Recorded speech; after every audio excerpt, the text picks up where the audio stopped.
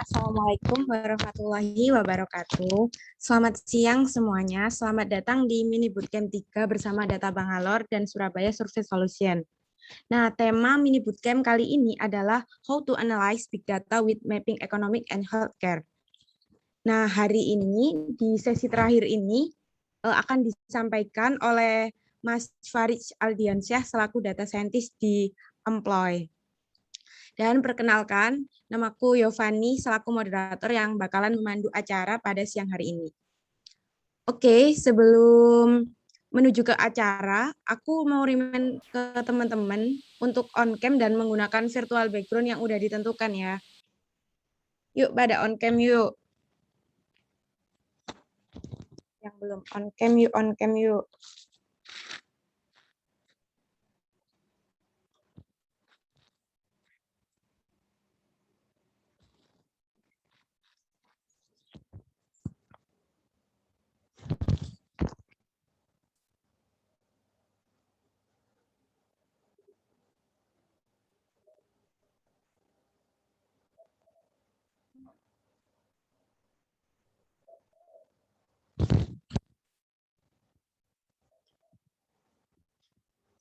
Oke, selain itu aku ada informasi bahwa nanti di akhir sesi kita bakalan ada giveaway sebesar 300.000 buat 4 orang pemenang ya. Jadi caranya kalian memfoto, men-screenshot atau memvideo diri kalian sedang mengikuti webinar ini, kemudian upload ke Instastory, lalu tag IG @data_bangalore dan @Surabaya Survey Solution. Dan boleh juga tag Instagram aku @YovaniPutri, nanti bakalan aku repost. Oke, tanpa menunggu lama-lama lagi, mungkin bisa langsung aku serahkan ke Mas Farid ya. Silakan Mas Farid.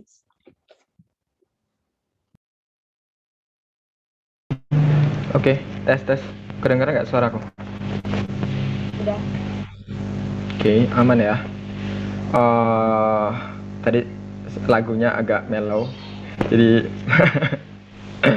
agak ngebuat flashback sama mantan. Asik. Oke teman-teman, boleh on cam dulu supaya kita kenalan mukanya gitu ya kan. Soalnya yang sesi 1, sesi 2, sesi 3-nya udah dikerjain sama teman-teman 3S sama Data Bangalore. Sekarang dikerjain lagi sama Data Bangalore untuk sesi terakhir ya. Teman-teman boleh on cam. Materi hari ini itu tentang kita main Tableau, kita main visualisasi, gimana sih cara ngebuat visualisasi seinteraktif mungkin, atau bahasanya oke nggak sih gue buat visualnya ini gitu. Oke teman-teman, boleh bisa on cam dulu. Mau lihat wajah-wajah teman-teman aspiring data science, data engineer, atau data analysis.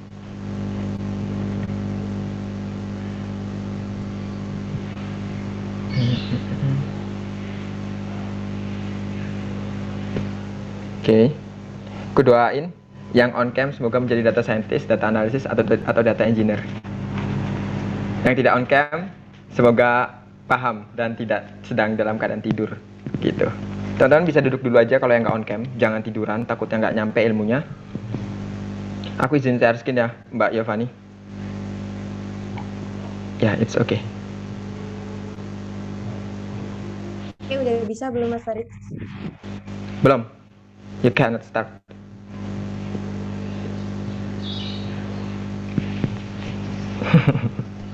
Langsung pada komen. Maaf kak. Gak apa-apa bercanda. Udah bisa, coba dicek Mas Farid. Oke, sudah bisa. By the way teman-teman udah download itu kah? Tableau.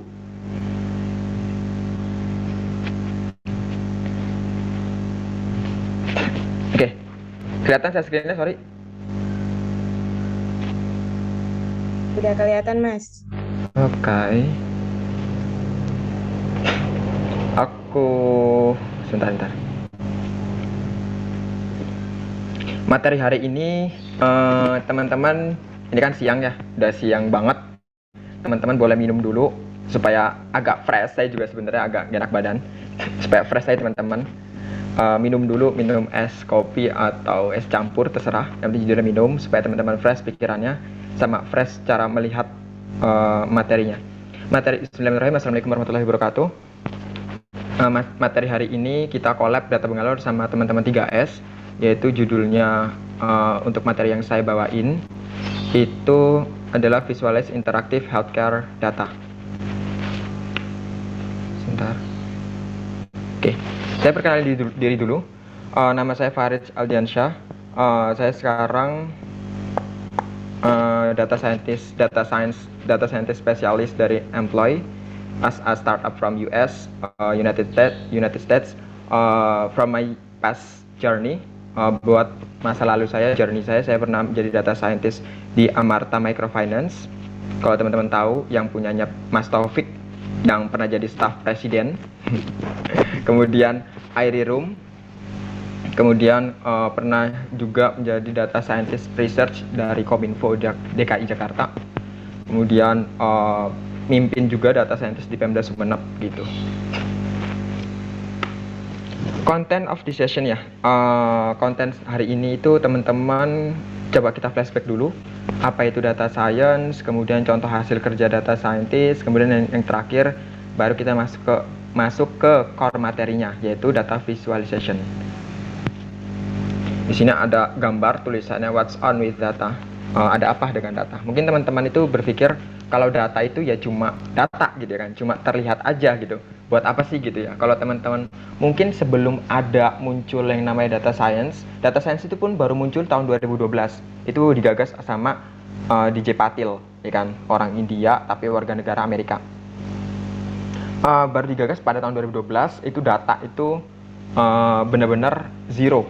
Dia bingung buat apa data ini sebelum ada data scientist. Kemudian ketika ada data scientist, baru perusahaan-perusahaan itu udah mulai melek, ya kan? Oh, ternyata data itu sepenting ini gitu. Oh, ternyata data itu bisa upscaling profit itu bisa sampai ribuan persen, kayak gitu.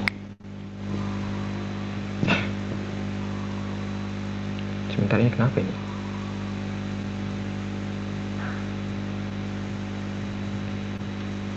Nah, kita perkenalan dulu. Introduction of data science. Data science sendiri, mungkin teman-teman yang belum mengenal data science, sekarang udah waktunya harus kenalan dengan data science. Data science itu apa? Data science adalah ilmu yang khusus mempelajari tentang data. Entah itu, sebenarnya data science itu khusus datanya data numerik sebenarnya. Ya, data kuantitatif. Yang datanya itu bentuknya angka-angka.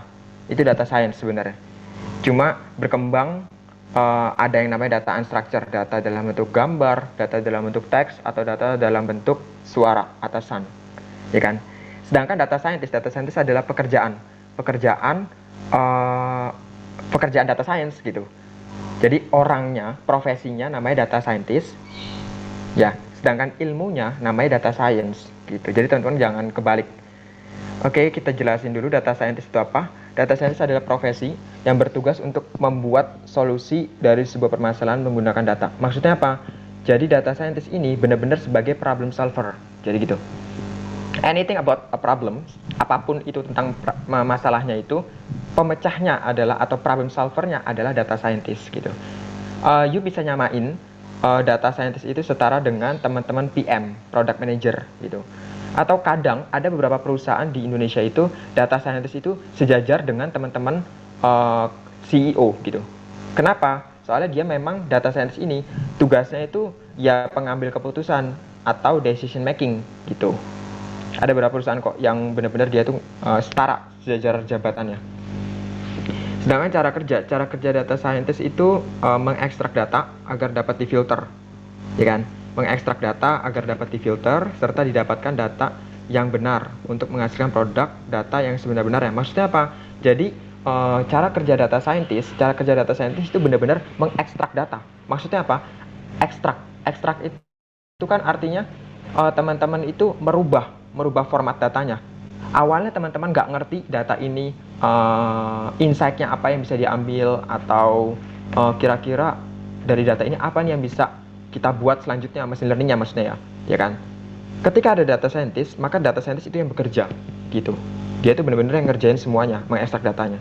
Sampai benar-benar itu data scientist itu menghasilkan insight dan model. Di sini makanya saya tulis hasil produk dari data scientist adalah insight dan model. Khusus untuk hari ini teman-teman kita ajarin gimana caranya untuk membuat insight.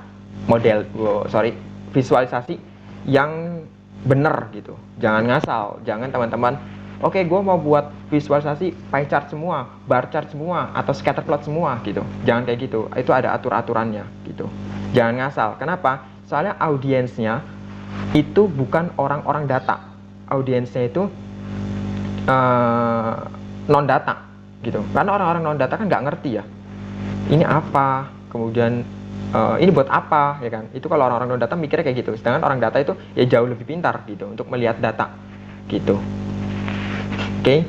Kemudian ini data science aplikasinya. Kita ini masih review ya. Data science aplikasi. Pekerjaan data scientist itu kan ada dua.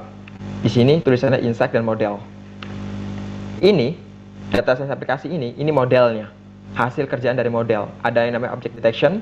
Object detection ini kalau teman-teman pernah ke McD sekarang ini pas lagi pandemi, pas lagi COVID, itu teman-teman biasanya di depan pintu itu ada kamera yang benar-benar teman-teman berdiri, kemudian teman-teman nggak boleh masuk ketika derajat suhu teman-teman lebih dari 34 atau 33 gitu, saya lupa.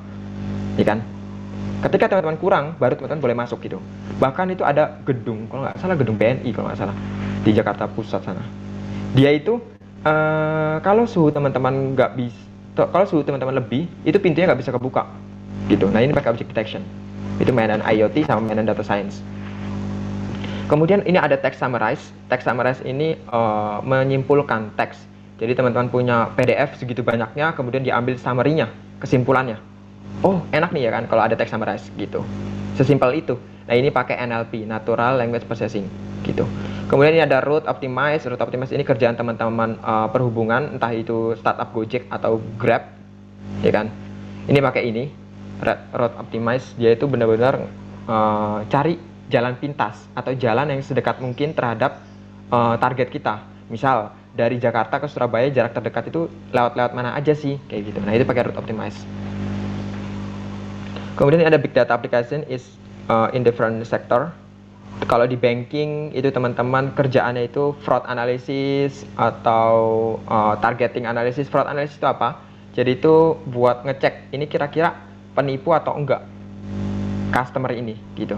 Atau relevan nggak nih si customer kalau kita kasih kredit, ya kan, itu banking. Sedangkan kalau healthcare itu di bidang healthcare juga ada.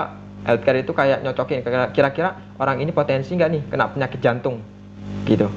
Potensi kena penyakit jantung dapat dari mana? Ya data-data orang ini makannya kayak apa, pola makannya kayak apa, tinggalnya di mana, kemudian minum air apa, umurnya berapa, merokok atau tidak, dan seterusnya gitu. Kalau education itu ya sesimpel you belajar berapa lama, habis itu you itu kira-kira dapat nilainya itu berapa nih ujiannya. Ketika kan maybe saya nggak paham apakah sejalan lurus ketika orang belajar semakin lama apakah semakin pintar, saya juga nggak paham. Maybe iya, maybe enggak, kayak gitu kan, tergantung orangnya lagi ya, kayak gitu. Sedangkan kalau di government banyak banget. Saya juga kemarin baru mimpin data science di Pemda Sumeneb. Itu ternyata Indonesia acak-adut. Apa sih acak-adut bahasa Indonesia? Acak-acakan. Bener-bener acak-acakan kalau soal tentang mapping data ya. Makanya itu yang menyebabkan Indonesia itu susah banget menjadi negara maju. Kenapa? Soalnya government-nya sendiri, pemerintahnya sendiri belum terlalu melek terhadap data.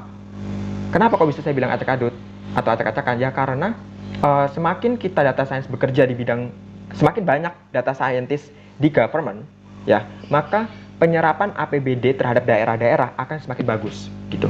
Jadi benar-benar tepat sasaran nih. Oh, si X ini orang miskin, kasih BPJS. Oh, si B ini orang kaya, jangan kasih BPJS, kayak gitu contohnya. Sesimpel itu. Ya kan? Sedangkan kalau sekarang Indonesia belum melek. Semenjak ya baru-baru ini aja sih Indonesia sudah mulai melek gitu. Udah mulai government-nya atau PNS itu udah ada data scientist-nya gitu. Data scientist di Pemda di government lumayan gede loh. Lebih gede daripada telekomunikasi. Ya, lebih gede daripada telekomunikasi, gajinya, salary-nya. Kemudian kalau di retail, ya retail as you can find Tokopedia, Shopee, or Bukalapak, ya kan. Itu di retail. Itu juga sama buat nyocokin kira-kira orang ini cocok kan nih dikasih diskon, orang ini cocok kan nih dikasih kredit kayak gitu, dan seterusnya. Kalau yang sebelah sini ini ada fake news. Fake news itu ya kayak apa ya, media-media berita entah Kompas atau Jawa TV, ya kan. Pokoknya media-media. Nah itu kan bisa kita tahu nih. Dulu pas ketika saya di Kominfo itu benar-benar ngefilter, ya kan? Itu kan masih zaman-zamannya Prabowo sama Jokowi ya, yang presiden itu pemilihan presiden. Nah itu benar-benar kerjaan teman-teman data scientist research di Kominfo benar-benar berat banget gitu. Jadi kita tuh nggak tahu nih kira-kira kalimat mana yang fake, kalimat mana yang real gitu. Akhirnya kita benar-benar nge-labelin teks itu benar-benar manual. Seharian itu kerja seminggu tuh benar-benar full buat nge-labelin doang. Mana nih kalimat yang fake, mana nih kalimat yang nggak fake kayak gitu. Karena kebanyakan yang fake, ya kan. Jadi kita bingung. Fake sama nggak fake itu sebenarnya agak susah sih ngebedainnya. Paling yang ngebedainnya di sisi ini, lebay nggak berita ini dibawain gitu. Atau kira-kira ini si berita ini tagline-nya itu caper nggak nih kayak gitu. Nah itu biasanya fake kayak gitu. Kayak contoh ini ada judul berita Princess Diana is alive, ya kan konyol. Katanya Ratu Diana ini masih hidup, ya kan. Padahal udah mati udah lama gara-gara obat-obatan, ya kan. Ini juga ada berita kayak gini di media massa Inggris, ya kan. Itu tersebar juga tahun 2000-an. Nah ini termasuk fake news. Kemudian ada recommender system. Recommender system ini ya kalau teman-teman kerja di retail, you bisa kerja di Tokopedia atau Shopee, itu recommender. Nggak di Shopee juga sih, di telekomunikasi juga gitu. Oke. Sekarang kita masuk ke data visual. Sebelumnya ada pertanyaan dulu atau enggak? Boleh teman-teman chat. Kalau aman tulis aman, kalau nggak aman monggo tanya. Boleh chat aman kalau lanjut.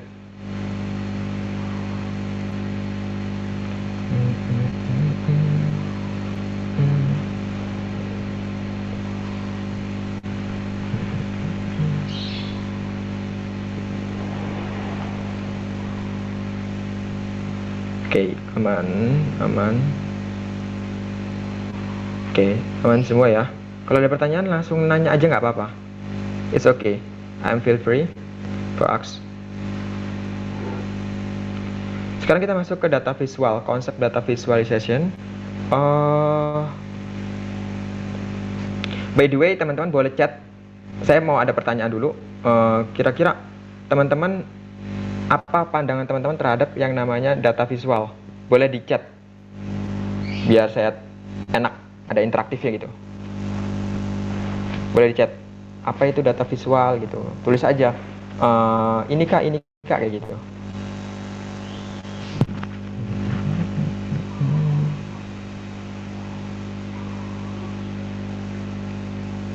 Nggak ada yang tahu, serius nggak ada yang tahu data visual itu apa?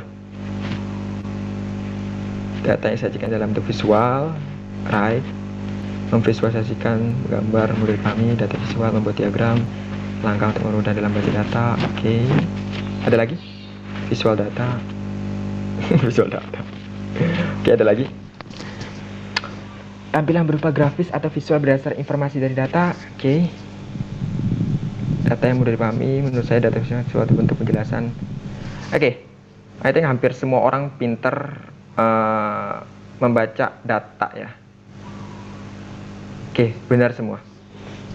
Jadi alasan, salah satu one of reason kenapa you must have a skill about data visualization, kenapa kamu harus memiliki skill data visual, salah satunya adalah data itu nggak bisa kita lihat aja gitu. Jadi contoh gini teman-teman, kalau teman-teman buka Excel ya, teman-teman buka Excel nih, itu tuh nggak mungkin dong teman-teman tahu insight-insightnya. Kayak contoh, oh ternyata pada bulan Januari yang laku adalah pakaian bola kayak gitu. Kalau teman-teman dalam bentuk Excel, itu kan teman-teman nggak bisa lihat dong, apalagi dalam bentuk CSV, ya kan? Nah itu salah satu alasan kenapa ada yang namanya data visualisasi kayak gitu.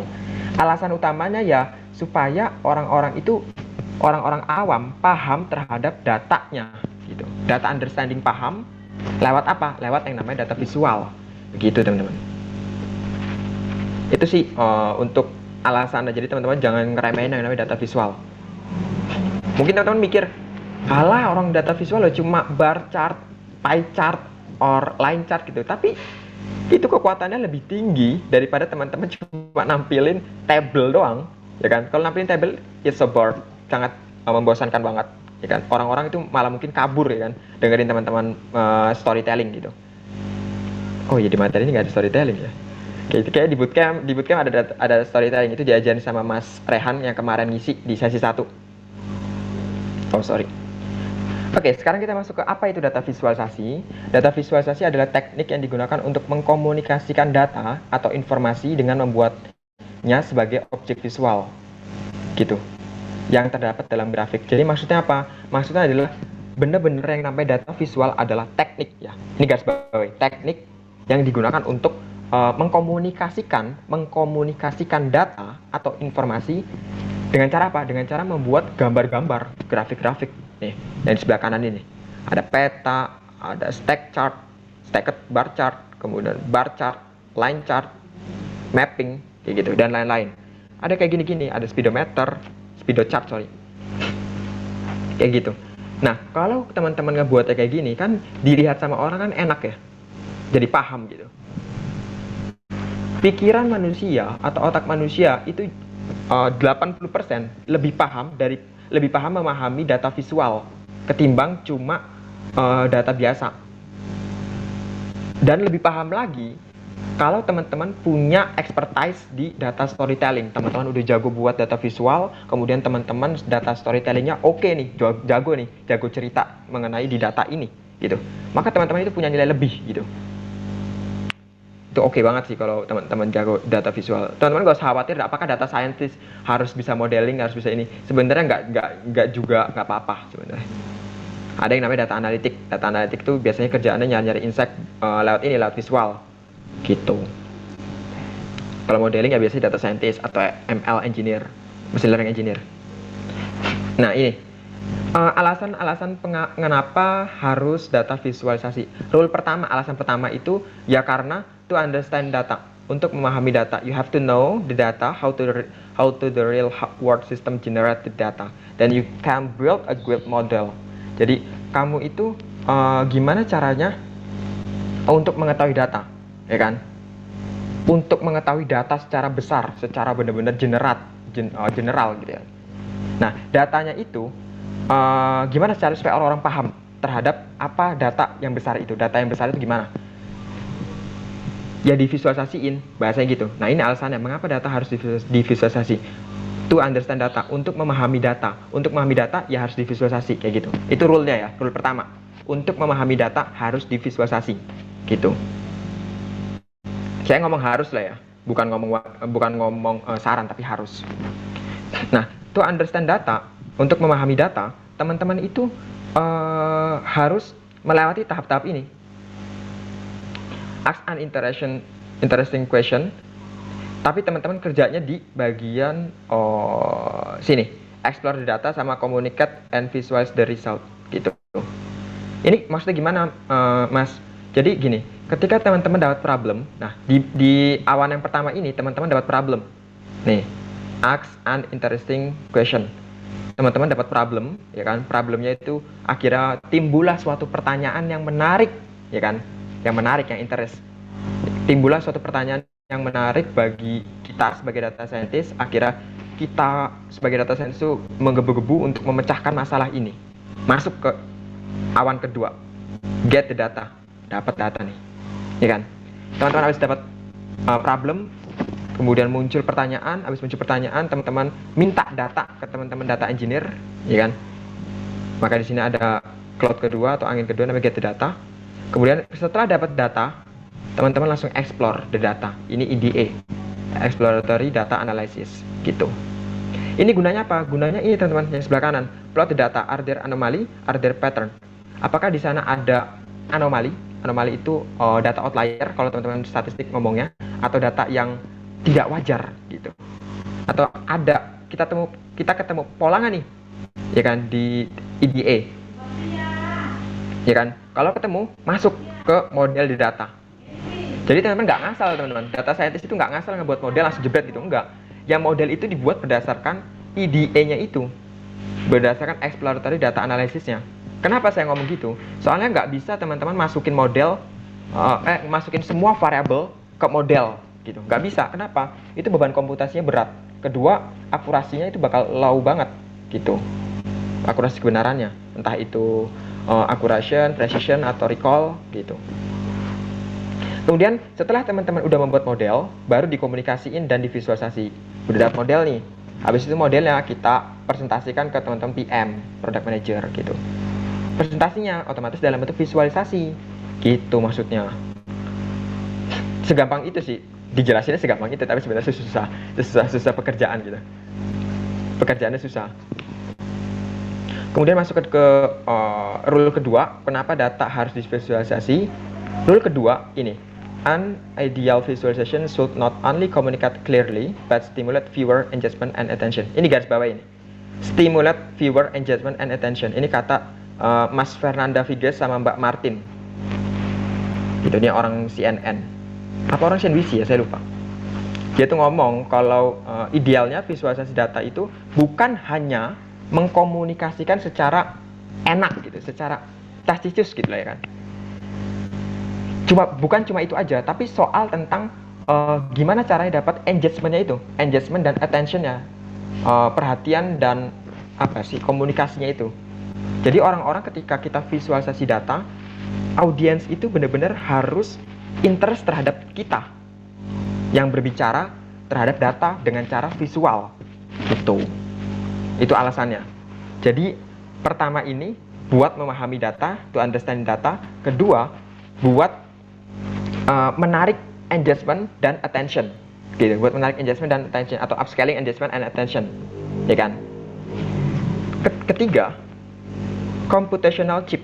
Jadi alasan selanjutnya kenapa data harus divisualisasi, alasannya adalah ini, komputasi yang murah gitu.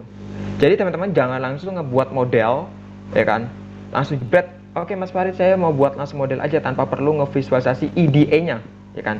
Ya udah monggo terserah. Tapi kan kalau itu kan komputasinya berat, ya kan. You harus punya laptop yang oke, internet yang oke juga dan lain-lain gitu. Tapi kalau teman-teman ngevisualisasi data duluan, ya step by stepnya visualisasi data duluan, maka teman-teman itu mendapatkan ini komputasi yang murah gitu.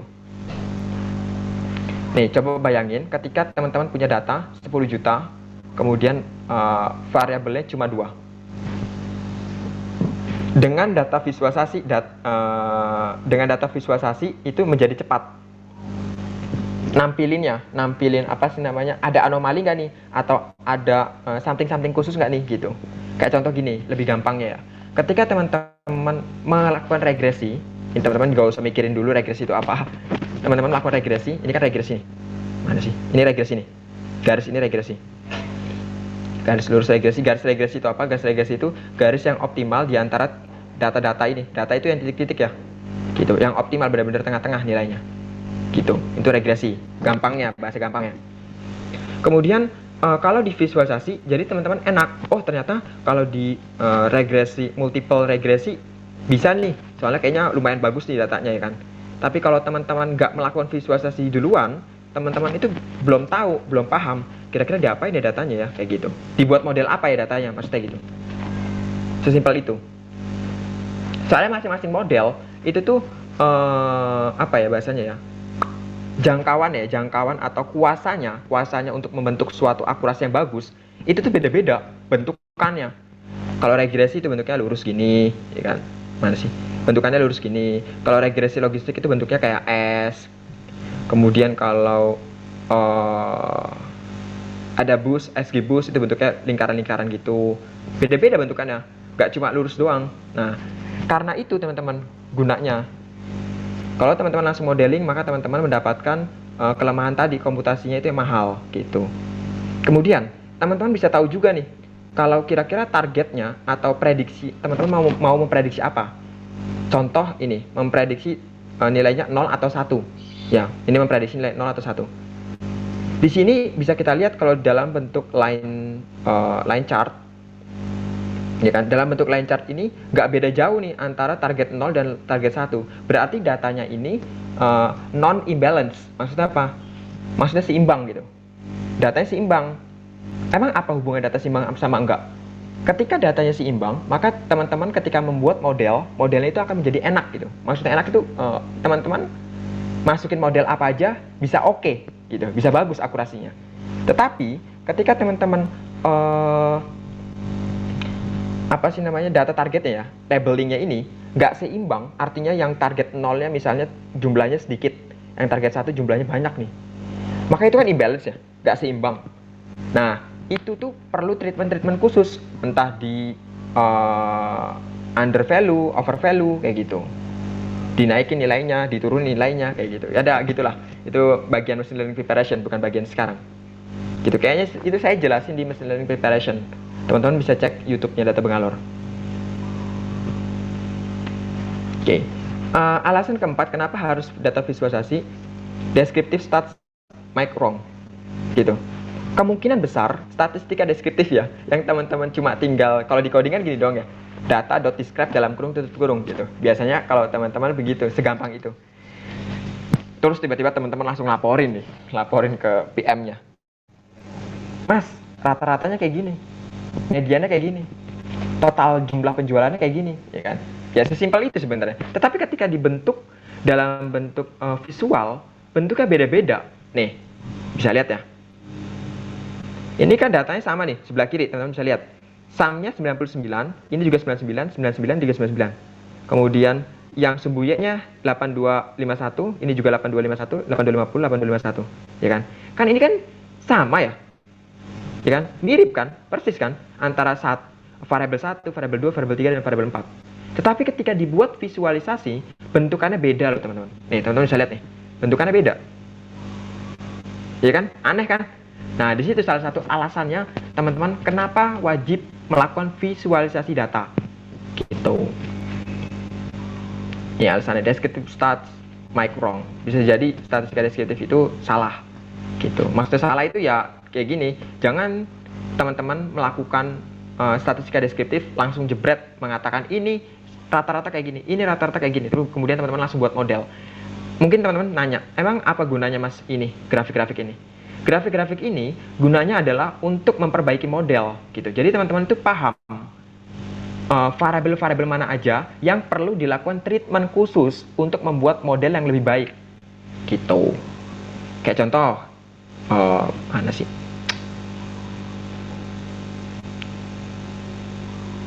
Ini, yang ini ya. Yang ini kan agak nyebar ya, titik-titiknya. Nah, kalau agak nyebar titik-titiknya ini, maybe lebih bagus. Ya kan? Regresinya. Regresinya lebih bagus ini. Kemudian ini parabolik. Ya kan? Parabolik, apakah datanya lebih bagus untuk prediksinya? Belum tentu. Kalau saya ngomong bagusan ini ketimbang ini. Gitu. Kemudian ini sama ini gimana? Nah, ini nih kalau teman-teman bisa lihat ini, data ini. Ini tiba-tiba ada outlier nih. Ini namanya anomali teman-teman. Ini nih anomali nih. Nah, anomali ini harus dihapus. Gunanya apa? Gunanya untuk menciptakan modeling yang bagus, gitu. Untuk menciptakan prediksi model yang bagus. Gitu. Sesimpel itu. Makanya ini dihapus, kemudian jadinya datanya cuma ini aja. Nanti modelnya jadi bagus terhadap variabel ini, gitu. Kemudian yang ini gimana, Mas? Ya, ini lebih baik dihapus aja, soalnya memang tidak beraturan. Ada yang di sini dan ini bentuknya lurus gitu. Gara-gara anomali ini nih, jadinya bentuknya garisnya gini. Tetapi ketika tidak ada anomali ini, artinya ini dihapus ya, coba dihapus. Nanti garisnya itu jadi lurus, gitu. Gitu, nah nanti bisa jadi over predict gitu. Over value kalau nggak salah namanya. Ya gitu, itu sih segampang itu teman-teman. Sebentar. Sampai sini ada pertanyaan nggak? Kenapa harus data visualisasi? Kalau aman, tulis aman. Kalau nggak ada, nggak ada. Kalau nggak ada maksudnya apa sih? Oke, Mbak Eva nih bisa di itu arahin. Ini ada pertanyaan ya, aku bacain ya. Maaf Kak, izin bertanya, mungkin agak out of topic. Tadi Kak Farid bilang di awal, kalau nggak salah mengenai bidang data kesehatan itu kayak mengetahui apakah seseorang itu mengidap sebuah penyakit. Bukankah itu merujuk ke sebuah sistem pakar ya? Kalau iya, apakah berarti data science juga terhubung dalam suatu sistem pakar? Atau sistem pakar itu perlu seorang data scientist untuk pembuatan knowledge base berupa sebuah data yang terkait dalam pembuatan sistem pakar gitu. Bisa langsung dijawab. Pertanyaannya menarik. Ini maybe yang nanya baru masuk atau baru mengenal data science. Tapi it's okay. Jadi teman-teman yang baru-baru data science, yang baru mengenal data science atau baru dengar, seharusnya coba nanya kemarin sih dari awal gitu ya kan. Soalnya kemarin kan modeling sama Mas Rehan. Jawabannya, apakah data science itu sama dengan pakar? Jawabannya iya. Sesimpel itu. Jawabannya iya. Data science itu sama dengan pakar. Jadi kalau bisa dibilang data science itu sebenarnya kayak research gitu, kayak R&D, research and development gitu. Makanya untuk dari itu salary dari data science itu besar gitu. Gitu sih. Kalau di healthcare sebenarnya saya agak takut ya. Kalau ada teman-teman dokter takutnya agak tersinggung. Maybe dokter itu makin lama ya bakal terkuras tenaganya. Bukan bakal terkuras tenaganya. Bakal tidak terlalu dibutuhkan. Teman-teman boleh searching. Di London itu udah ada robot yang digunain, London apa Jepang ya, London apa Tokyo gitu saya lupa. Itu udah ada robot yang benar-benar ngecek kalau orang ini tuh kena penyakit diabetes atau enggak. Dari mana? Dari matanya doang. Cukup dari matanya. Sedangkan kalau kita punya dokter, ya kan, kita konsultasi ke dokter. Dok, saya punya penyakit anemia nggak ya? Saya punya penyakit diabetes nggak ya? Dokter itu perlu ngeliat matanya, perlu ngetek ngambil darahnya, perlu ngambil darahnya dan lain-lain. Seribet itu. Sedangkan kalau ada machine learning, teman-teman itu tinggal difoto matanya, kemudian matanya itu dimasukin ke machine learning, baru ketahuan. Oh, si A ini 90% potensial terkena penyakit diabetes. Kayak gitu. Makanya kalau teman-teman pikir data science is job of destroy ya, pekerjaan yang akan menghabiskan seluruh pekerjaan gitu. Artinya ketika teman-teman nggak bisa atau nggak minat terhadap data science, kayaknya terlalu naif sih gitu. Untuk masa depan terlalu naif ketika teman-teman tidak berminat terhadap data science. Jangan sampai teman-teman terlambat untuk belajar data science. Nanti takutnya teman-teman terlambat, kemudian teman-teman mikir, aduh gila, kenapa gue nggak belajar data science dari dulu ya kan? Kalau gue dari dulu kan gue bisa dapat pekerjaan ini itu gitu. Sedangkan sekarang itu semua serba IoT, semua serba data, ya kan? Teman-teman megang HP pun itu bentuknya data, ya kan? Gimana sih caranya supaya dapat FYP di TikTok, ya kan? Nah itu juga pakai data. Gimana sih caranya supaya dapat like yang banyak, itu juga data, ya kan? Gimana sih cara jualan kita yang enak pakai ads, ya kan? Pakai Google Ads atau FB Ads gitu. Nah itu juga pakai data. Itu kerjaan data science semua. Gitu. Makanya kalau bisa dibilang data science ya sama dengan seperti pakar gitu. Tapi saya nggak bilang profesor ya. Gitu. Ada lagi Mbak Yovan? By the way, cukup jelas nggak jawabannya? Sorry. Cukup jelas kah jawabannya? Kak Tony, apakah udah jelas? Cukup jelas, terima kasih. Oke, lanjut ya dari pertanyaannya Kak Jacqueline. Kak izin bertanya, apa sih makna fisis dari regresi linear dalam komputasi itu sendiri? Lalu, apakah sama dengan trend line dalam menganalisis datanya? Mungkin bisa langsung dijawab, Mas Farid. Sorry, fisis. Fisis itu apa? Iya, fisis. Mungkin bisa dijawab di kolom komentar atau bisa langsung on mic Kak Jacqueline. Fisis itu apa ya? Makna fisis dalam regresi. Sorry, aku baru tahu kalimat fisis itu apa. Bentar saya searching dulu. Apa itu fisis? Fisis adalah. By the way, bisa tolong dijelasin fisis itu apa?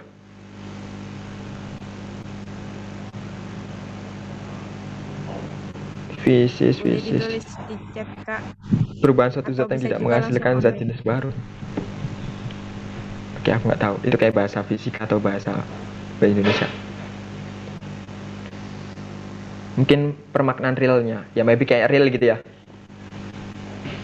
Oke. Kalau aku asumsi itu real ya maksudnya ya.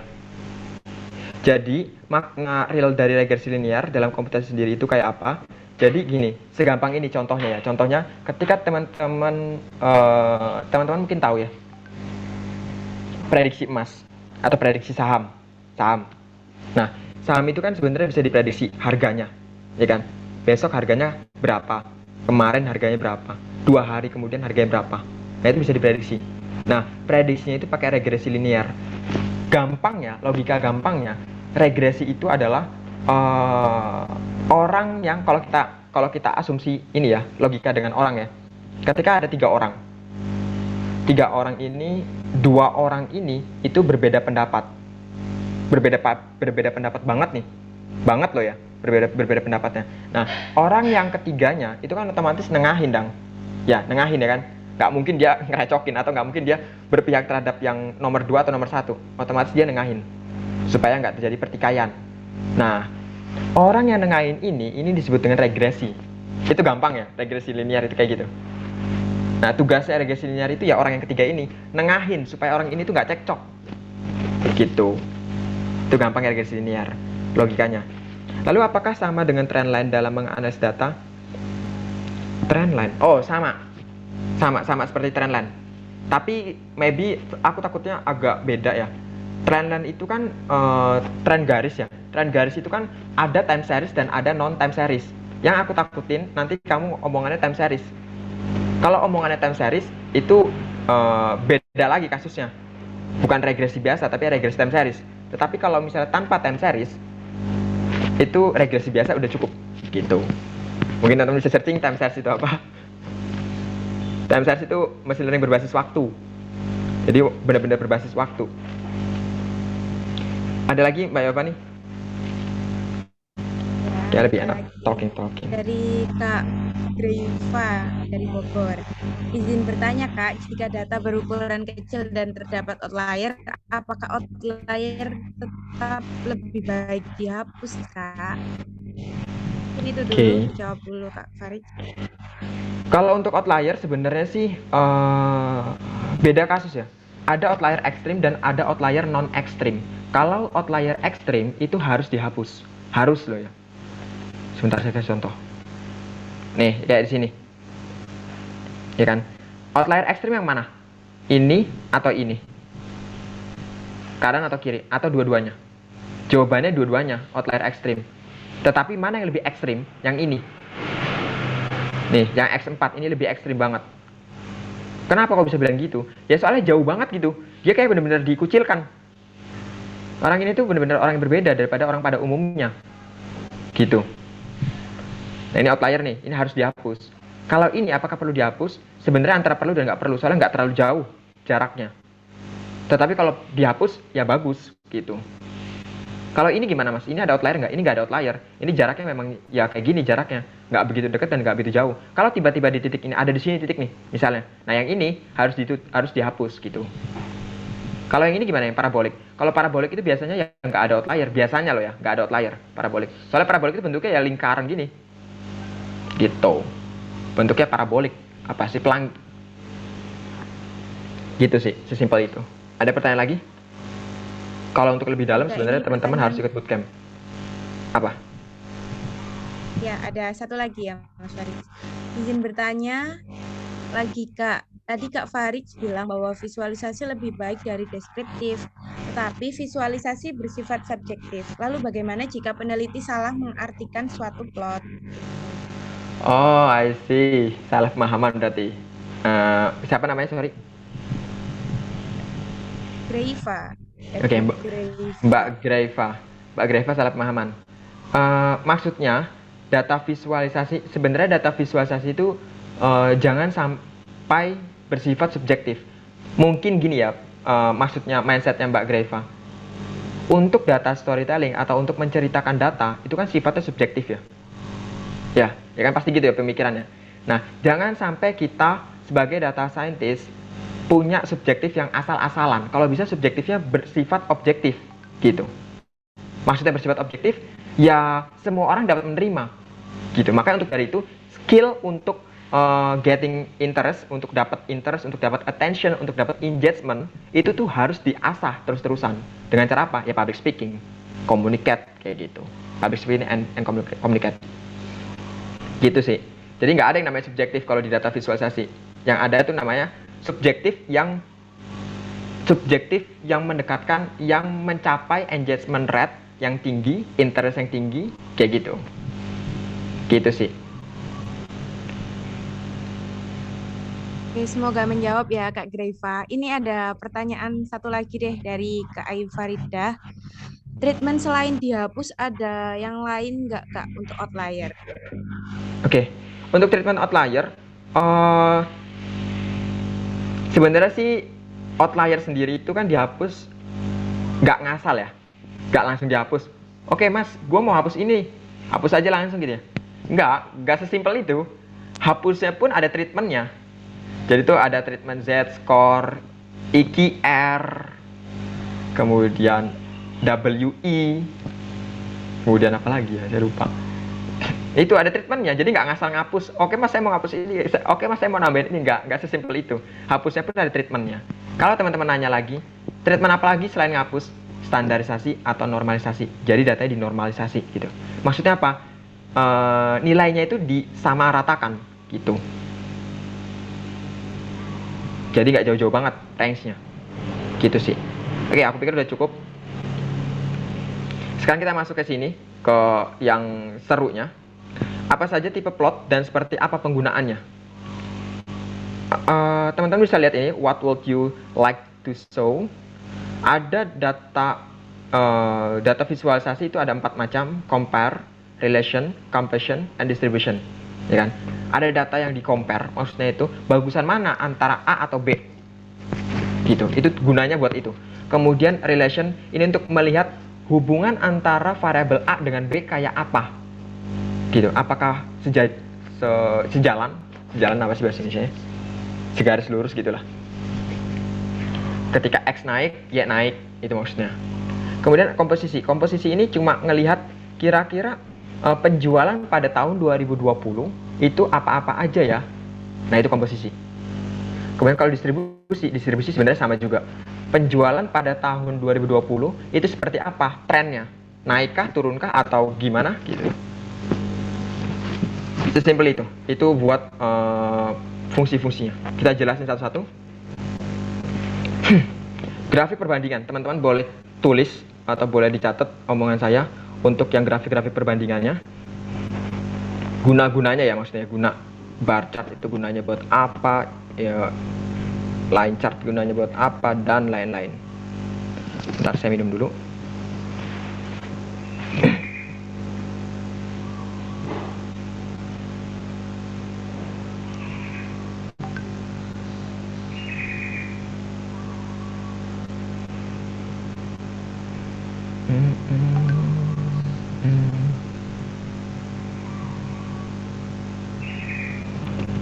Oke, kita langsung masuk ke grafik perbandingan. Jadi, grafik perbandingan kalau teman-teman bisa lihat, mana sih panahnya? Nah ini, bar chart sebelah kiri, line chart sebelah kanan. Ya, yang di bagian perbandingan itu sebenarnya ada 2, bar chart atau line chart. Bar chart itu digunakan jika membandingkan antar item government, non-profit, foundation. Ini kan membandingkan sektor ya kan. Sektor mana nih yang paling oke? Oh, ternyata yang paling oke adalah sektor government. Kayak gitu. Yang paling jelek sektor apa? Sektor other. Kayak gitu. Sesimpel itu. Terus saran, jika item yang dibandingkan sangat banyak, ya saran yang biasa dikerjain sama teman data scientist, jika item yang dibandingkan itu sangat banyak, disarankan untuk menggunakan horizontal bar chart. Nah, disarankan menggunakan ini horizontal. Ketika kategorinya atau yang dibandinginnya itu banyak, gitu. Ketika sedikit pakai vertical bar chart, it's okay. Gitu teman-teman. Oke. Itu simpelnya. Kemudian kalau yang line chart, teman-teman bisa lihat ini ada line chart. Nah, kalau line chart ini kan naik turun gini ya kan, untuk melihat grafiknya. Nah, bisa catat juga jika membandingkan dengan item lainnya terhadap waktu, maksudnya apa? Nih, kategori antara dengan yang warna hijau ini terhadap warna oranye, terhadap juga warna biru, ya. Itu tuh dapat menggunakan line chart. Kategori yang kayak apa? Kategori yang berbasis waktu. Nah, ini kan ada waktu nih. Tanggal bulan 1 2014, bulan 2 2014, bulan 3 2014 dan seterusnya. Ya, ini kan ada bulan-bulannya. Berbasis bulan, bentukannya kayak gini. Jika waktu yang ditampilkan hanya sedikit, itu dapat menggunakan bar chart. Gini. Ini kan waktunya kan dikit nih, cuma 4. Sebenarnya waktunya banyak, cuma saya motongnya cuma segini. Motong gambar cuma segini. Ketika waktunya banyak, waktunya sedikit, pakai bar chart yang ini yang vertikal, it's okay, nggak apa-apa. Gitu. Tapi ketika waktunya banyak, nah teman-teman tuh harus menggunakan line chart. Gitu. Oke? Sesimpel itu. Ini gunanya buat membandingkan. Tetapi saran dari saya jangan menggunakan line chart ketika kategorinya itu lebih dari 4. Lebih dari 3. Lebih dari 3 ini aja udah masih kelihatan berantakan kan. Lebih dari 3 nggak boleh. Gitu. Bukan nggak boleh sih, nggak bagus. Nggak enak dilihat sama audiensnya. Gitu, itu line chart. Kemudian kalau yang ini, sekarang grafik distribusi. Ada pertanyaan dulu nggak sampai sini? Kalau nggak ada bisa dilanjut. Gimana teman-teman? Apa ada pertanyaan? Ada pertanyaan nggak? Taruh di kolom terhadap grafik perbandingan.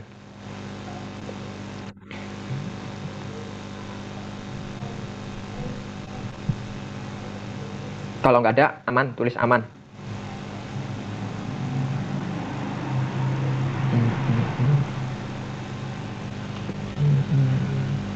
Ini Mas Farid ada pertanyaan dari Ardiansyah dari Merauke. Wah, jauh ya. Wih, Biasa Merauke. pakai software Iya, apa, coba. Bang, kalau kelola data visual? Kalau kelola data visual biasanya saya sendiri ngebuat dashboard gitu. Buat dashboard pakai, kalau teman-teman boleh searching tuh di YouTube tuh ada yang namanya dashplot.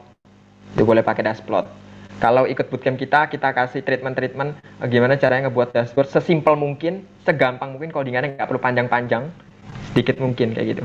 Kalau ikut bootcamp kita, nah, itu yang ngerjain yang ngajarin Mas Rehan yang kemarin ngajar sesi 1. Dia data scientist Telkom. Kalau saya sendiri biasa pakai software tadi Python, tetapi menggunakan membuat dashboard dengan dashplot gitu. Atau pakai PyWedge, atau pakai ATOT, atau pakai saya lupa satu lagi apa. Tetapi yang paling enak adalah pakai Tableau. Itu paling enak. Cuma gitu, lisensinya berbayar. Kalau teman-teman bukan mahasiswa, teman-teman harus berbayar. Tetapi ketika teman-teman mahasiswa, bisa pakai kartunya buat license Tableau sampai setahun. Tableau student. Gitu. Bisa pakai Tableau, bisa pakai Power BI. Cuma aku saran Tableau aja. Power BI nggak terlalu enak dan agak lemot ketika datanya sudah banyak. Gitu. Ada pertanyaan lagi kah? Kalau nggak ada, tulis aman biar aku lanjut ke next slide.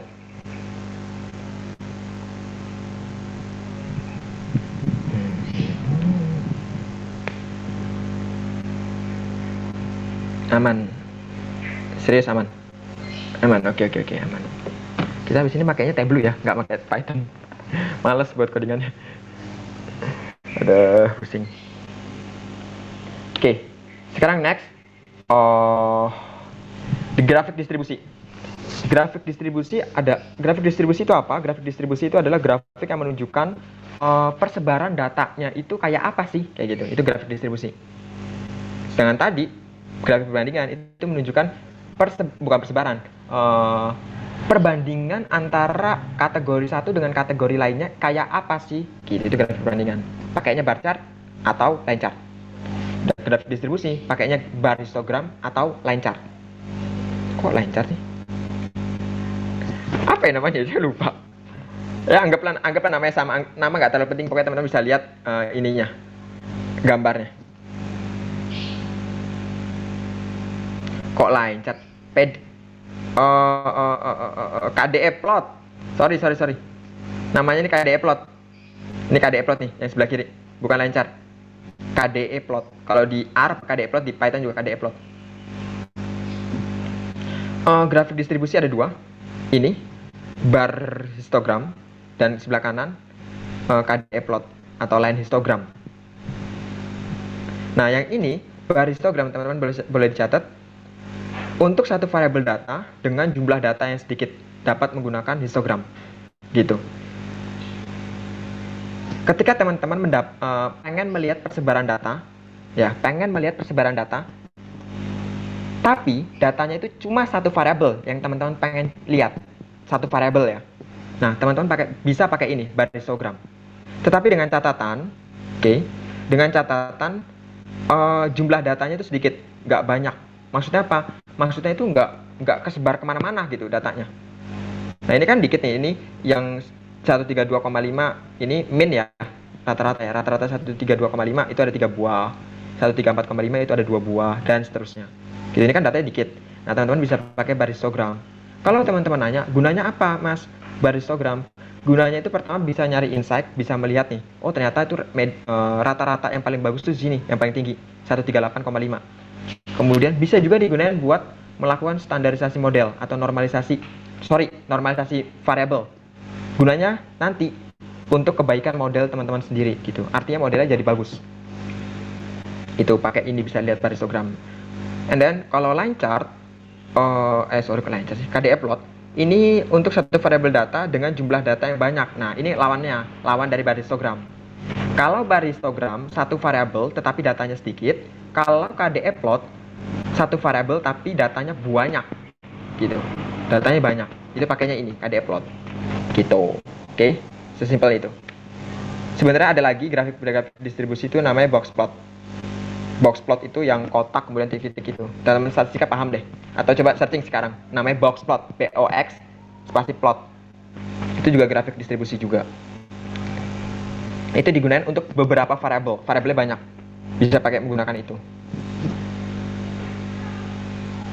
Cuma saya nampil yang ini aja. Ya, tulisannya gitu, box plot. Itu juga grafik distribusi. Oke, sekarang grafik hubungan. Grafik hubungan ini digunakan untuk apa? Untuk melihat hubungan kamu dengan dia. Enggak. Enggak segampang itu. Enggak ada hubungan antar manusia atau hubungan relationship manusia itu bisa dilihat dengan ini ya, teman-teman. Itu soal hati. Sekarang hubungan. Grafik hubungan ini untuk mencari hubungan antara ini namanya scatter plot, sedangkan ini namanya scatter bubble plot. Oke. Bedanya di mana? Bedanya di sini. Untuk mencari hubungan dari 2 atau 4 variabel pada data teman-teman, itu dapat menggunakan scatter plot. Gitu. Mana sih panas saya? Nah, ini digunakan untuk melihat hubungan antara 2 atau 4 variabel pada data teman-teman. Ketika datanya sudah lebih dari 4 atau lebih, kalau teman-teman ngerasa, mas kayaknya ini 2 variabel aja deh mas, antara variabel ini sama variabel ini, gak apa-apa, terserah. Cuma tadi saran saya bisa 2, bisa 4. 2 sampai 4, sorry. Bisa 2 sampai 4.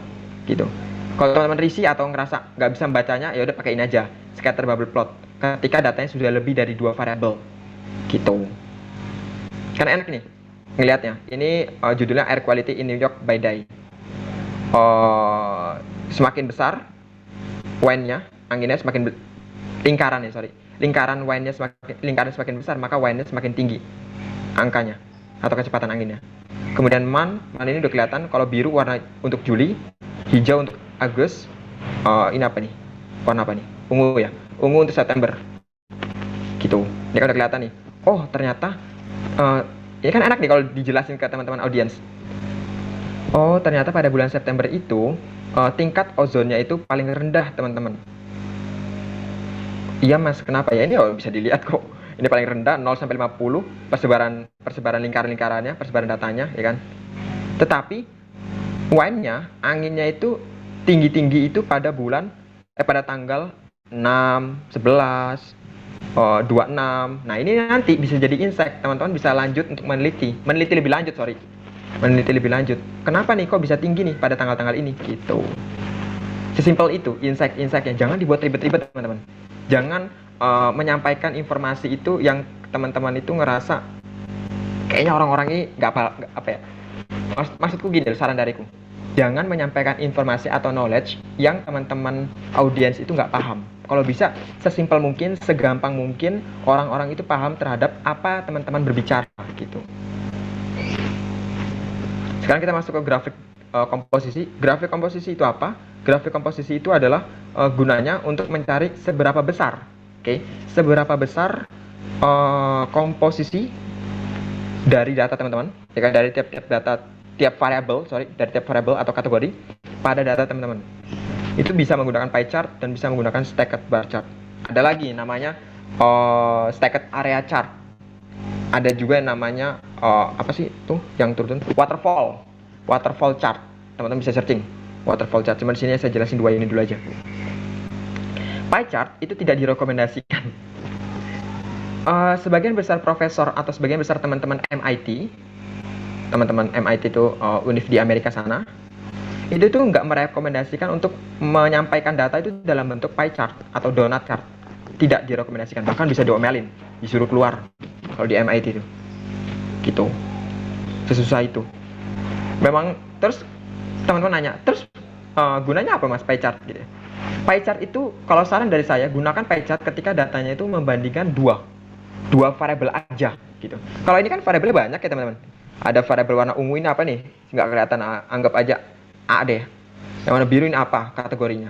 Yang warna ini warnanya apa? Hijau juga apa? Ini juga apa? Ini kan banyak ya. Semakin banyak variabelnya, otomatis kan lingkaran-lingkaran ininya loh, ini nih. Space-space ini kan makin banyak. Otomatis nggak bisa dibaca sama audiens. Nah itu makanya teman-teman benci. Teman-teman MIT itu benci. Gitu. Tidak disarankan menggunakan ini. Simple itu.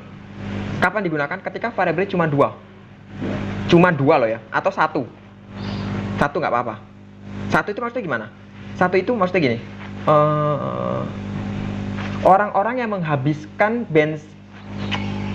orang-orang yang berkuliah S1 dengan orang-orang yang tidak berkuliah S1 itu tuh kelihatan tuh, oh yang S1 ternyata 90%, yang lainnya tidak S1, ya bisa S2 S3 atau bisa SD, SMP, SMA gitu. Kalau stacked bar chart, gunakan stacked bar chart ketika komposisi. Nah, kalau komposisi itu enak teman-teman. Kalau menggunakan stacked bar chart, jadi kelihatan ada grafik menaik gitu. Nih teman-teman bisa melihat nih warna hijau. Warna hijaunya kan menaik ya, komposisinya ya. Ya kan? Artinya ketika komposisinya menaik, berarti kan produksi dari perusahaan teman-teman atau company teman-teman juga naik. Gitu. Sesimpel itu kalau menggunakan stacked bar chart. Makanya ada, kalau kita sebagai data science itu nggak ngasal ngebuat gini grafik gitu. Oke, ada namanya juga waterfall chart. Waterfall chart bisa teman-teman lihat di Google. Nah, sekarang kita masuk ke efek misdata visualisasi. Efek dari memvisualisasikan data jika salah, itu tuh pertama misinformasi sama disinformasi. Kesalahan memperoleh informasi dan kesalahan memahami informasi gitu. Itu efeknya. Nih teman-teman bisa lihat, ini yang digambar ini tuh tidak direkomendasikan teman-teman. Kenapa? Teman-teman otomatis bingung nih ngebacanya. Sebagai orang awam aja bingung. Saya sebagai orang data scientist saya juga bingung ngebacanya, ya kan? Lihat seribet ini. Jangan melihat estetika, tetapi melihat bagaimana cara mendapat engagement dan interaksi gitu, dan interaction gitu teman-teman. Oke. Nih, efek dari misdata visualisasi itu hopeless. Kenapa? Maksudnya apa hopeless? Oke, teman-teman coba bisa chat. Ini yang salah apa dari grafik ini? Bisa di chat. Bisa dijawab, maksudnya bisa di chat. Yang salah apa itu dari grafik ini? Ini menajamkan sense teman-teman terhadap data ya.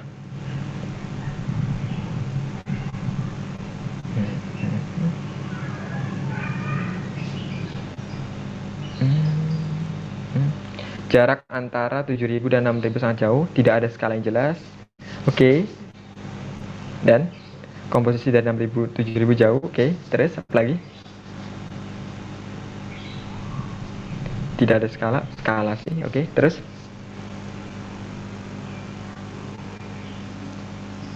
ayo dijawab teman-teman. Jawab ngawur juga nggak apa-apa, aku nggak nyalain kok.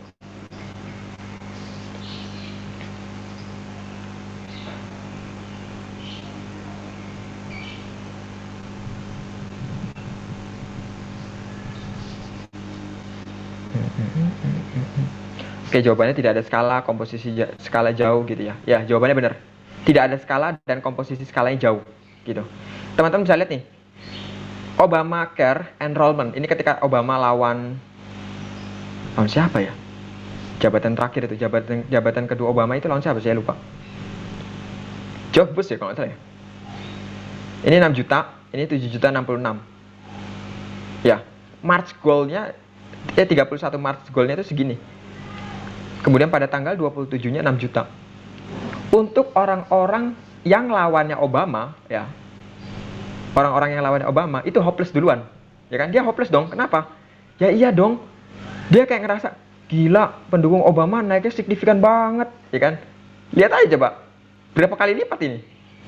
6 juta ke 7 juta 66. Padahal itu kan dikit ya. Tetapi itu kayak seolah-olah tuh 2,5 kali lipat dari grafik yang 6 juta ini. Ya kan 2,5 kali lipat kan atau 3 kali. Nah itu yang ngebuat, apalagi penyakit yang orang-orang Amerika yang itu teman-teman terketahui. saya sebut berhubung kerja di sana. Itu tuh penyakitnya orang-orang sana itu tuh asal. Jadi dia tuh langsung percaya. Tingkat hoax di sana tuh lebih tinggi loh daripada di Indo. Indo nggak terlalu tinggi. Indo tinggi ya gara-gara sentimen agama. Kalau di sana tinggi karena sentimen ekonomi. Nah ini 6 juta sama 7 juta. Beda banget nih. Arti nanti yang milih oposisi terhadap Obama itu langsung hopeless. Aduh gila. Ningkatnya tinggi banget. Akhirnya ya ada beberapa tuh survei, beberapa orang itu akhirnya pindah haluan ke Obama gara-gara melihat ini, gara-gara melihat grafik ini gitu. Spill berita yang sering grafiknya salah, misleading ya namanya, itu Fox News, CNBC sama CNN, itu yang sering. Kalau di Indo saya nggak paham. Nah sekarang ini apa yang salah? Ayo di chat, yang salah apa kira-kira dari grafik ini?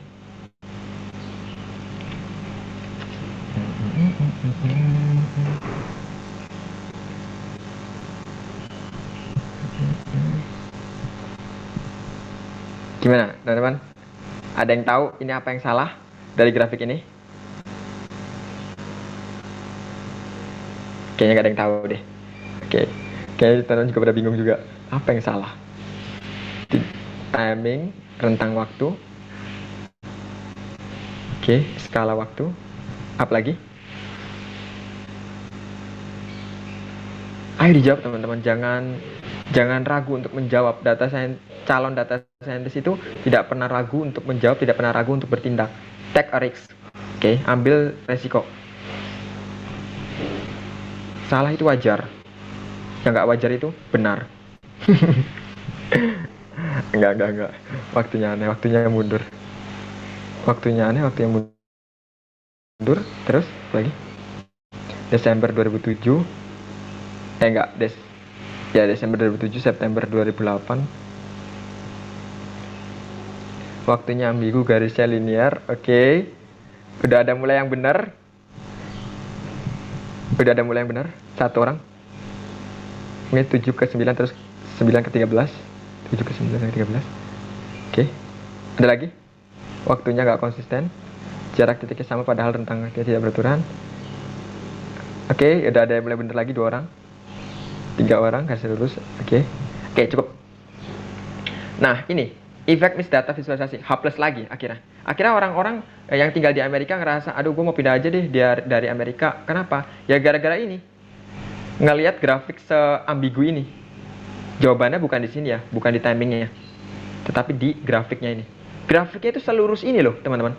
Jadi itu kayak seolah-olah itu pemerintahan Obama itu cacat, tidak bisa memberikan lapangan pekerjaan yang baru. Gitu, itu jobless-nya. Nih, teman-teman bisa lihat nih. Nah, ini jawabannya nih. Nah, grafik sebenarnya itu yang kanan.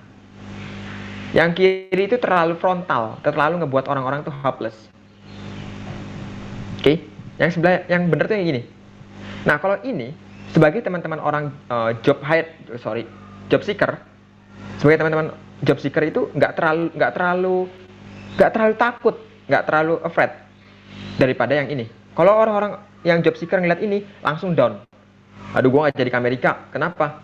Ya orang ini job loss-nya itu per quarter, per 4 bulan dalam setahun itu secacat ini kok, naik terus gitu ya. Walaupun emang naik terus, tapi naiknya itu nggak selurus ini mas bro, gitu kan. Kalau yang beneran ini, naiknya gini. Yang parah yang mana? Yang parah tuh di sini. Di September sampai Maret gitu. Ini yang parah naiknya. Nah, ini teman-teman bisa mendapatkan insight dari sini. Oh, ternyata dari bulan ini atau pada kuartal ini tuh terjadi misalnya ya, Black Lives Matter misal. Itu kan dulu di Amerika ada gituan kan. Ada Black Lives Matter kayak gitu. Atau ada chaos antara Taliban sama Amerika kayak gitu. Misalnya. Kemudian teman-teman mencari insight lagi nih, find insight lagi dari sini. Kenapa pada bulan ini kok naiknya nggak terlalu signifikan? Teman-teman cari, oh ternyata Obama waktu itu, atau oh ternyata Jeff Bezos lagi ngebuka lowongan pekerjaan di Amazon gede-gedean gitu. Nah itu merupakan suatu insight-insight yang bisa disampaikan ke teman-teman product manager. Nanti business development yang ngeaksi lagi, ngebuat bisnis strategi gitu sih teman-teman, segampang gitu. Oke, sekarang ini effectiveness data visualisasinya yang suhu ini menurut teman-teman apa yang salah? Boleh dicat lagi.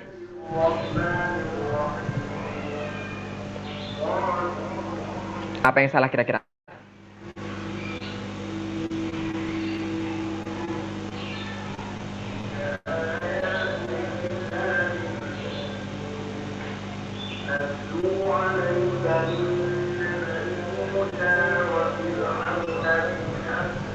Ada yang tahu? Gak ada yang tahu. Oke, it's okay. Gak apa-apa. Angkanya nggak pas di garis legendnya 200 terus 1, 2, 3, 2012. Tuh 2, 3, 2012. Oh. Oke. Penulisan tahunnya nggak konsisten, tahunnya oke. Terus ada lagi? Nggak ada keterangan nilai di titik. Oke, terus? Belum ada yang benar nih. Angkanya nggak pas di garis, tidak ada keterangan titiknya, penulisan tahunnya nggak konsisten, belum ada yang benar. Oke. Serius belum ada yang benar? Skala suhunya terlalu pendek. Oke, udah ada yang benar. Oke, itu jawabannya. Skala suhunya terlalu pendek. Nah, ini skala suhunya. Teman-teman bisa lihat. Antara ini kan nih, ini paling 14,33 ya, paling ya saya ngasal. Ini misalnya 14,33. Kemudian ini 14,60. Nah, antara 14,33 ke 14,360 itu kan nggak nyampe naik 1 derajat ya. Tetapi ini tuh kayak terlalu berlebihan gitu. Gila, langsung naik ini, terus turun lagi. Turun dikit, naik lagi gitu ya kan. Nah, ini kan yang ngebuat orang-orang ini judulnya aja World Average Temperature 1997 sampai 2012. Nah, ini yang ngebuat manusia kita yang tinggal di bumi itu ngerasa hopeless lagi. Waduh, udah nggak karuan nih suhu di bumi, suhu rata-rata di bumi ya kan. Soalnya pada tahun 1997 aja naiknya signifikan banget. Kemudian turun, naik lagi nih. Turun lagi, naik lagi nih. Naiknya berlebihan kan. Padahal kalau teman-teman bisa lihat di sumbu Y-nya, ini tuh suhunya nggak jauh-jauh banget teman-teman. 14,30, 14,20, 14,40 kayak gitu. Nah, ketika teman-teman coba kalau teman-teman yang pintar kan lihatnya di sebelah kiri dulu ya, sebelah sumbu Y-nya. Oh, ternyata suhunya tuh dikit, tapi memang karena di grafiknya lebay aja gitu. Oke. Satu lagi. Sekarang yang terakhir nih, ini. Ini gimana nih? Apa yang salah? Ini siapa sih? Ini siapa sih namanya Mbak Yova nih? Saya lupa. Steve Jobs. Lupa. Sama saudara sendiri saya lupa. Steve Jobs gimana? Kok Steve Jobs gimana sih? Apa yang salah dari grafik ini? Steve Jobs by the way udah meninggal ya? Persentase sehat Steve Jobs. Oke, ya sehat. Udah meninggal setahu gue. Persentase other besar, persentase terus ada lagi? Belum ada yang benar. Punya Apple kelihatan lebih besar dibanding other. Oke, udah lumayan lah, mendekati lah, mepet. Ada lagi? Pakai pie chart terus variable kebanyakan. Oke, benar. Terus ada lagi? 19 lebih besar dari 21. Aneh. Oke, ya. Ilusi mata. Oke, cukup. Kalau teman-teman bisa lihat ini dari grafik pie chart, ya kan?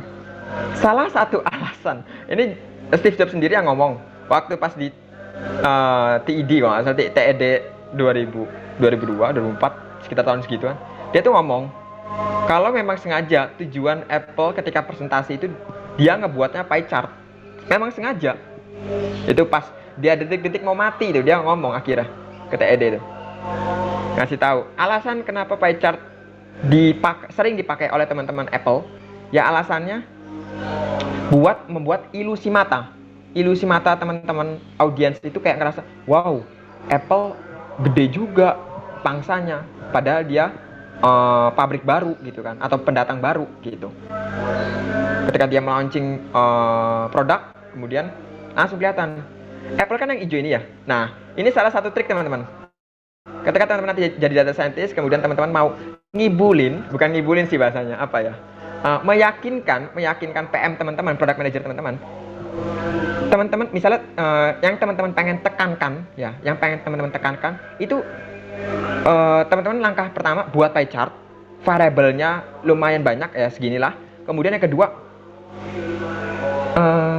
highlightnya teman-teman itu teman-teman taruh di bawah, nih, teman-teman taruh di sini highlightnya. Kenapa mas?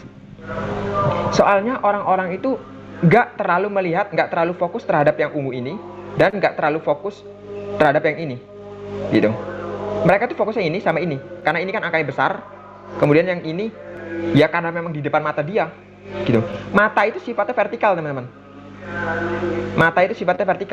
Jadi manusia itu melihat itu terhadap apa yang di lurusnya, bukan yang di 30 derajat terhadap matanya atau 20 derajat terhadap matanya, kayak gitu. Manusia itu benar-benar melihat apa yang di lurusnya ini, yang 180 derajat terhadap mata, gitu. Itu salah satu tips and trick teman-teman ketika menjadi data scientist, manipulate visualisasi. Kemudian akhirnya ketika kita sudah belajar mengenai ini, effect mixed data, ini ada amanah sih. Apa sih kalau di buku-buku itu? Kalau teman-teman udah belajar, kemudian terakhir itu, ya amanah deh. Amanahnya, ya teman-teman itu ya ini, 3 ini. Start your graph from zero, don't tilt the graph, kemudian be honest. 3 ini teman-teman harus kuasai ketika menjadi data scientist. Apa start your graph from zero? Maksudnya adalah ini nih, sebentar. Ini start graph from zero. Mulai grafik itu dari angka 0, jangan dari angka 14,20. Gitu. Mulai dari angka 0. Ketika mulai dari angka 0, jadi grafiknya itu benar. Gitu. Tapi kalau teman-teman niatnya mau manipulasi, ya kayak gini caranya. Gitu. Itu maksudnya. Kemudian don't tilt the graph. Jangan menggunakan grafik yang salah. Oke? Kayak ini bentuknya grafik pie chart. Ini kan salah sebenarnya, tetapi kan memang Steve Jobs ini mau memanipulasi audiens. Kalau Apple itu wow banget, gitu ya kan. Kemudian terakhir, be honest, jadi orang yang jujur. Ini nih, realisasi dari ini. Ini jadi orang yang jujur nih. Jangan jadi liar. Gitu.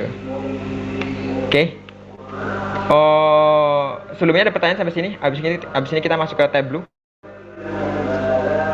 Kayaknya Tableau-nya aku jelasin dikit aja deh. Aku ada waktu, ada urusan soalnya sebentar lagi. Gimana teman-teman, ada pertanyaan? Izin bertanya mas, untuk cara membaca stacked bar chart itu dibaca dari bawah yang berarti ungu hijau, oke? Atau sepotong-potong saja yang berarti ungu dan hijau hampir sama. Oke. Bentar. Mana sih?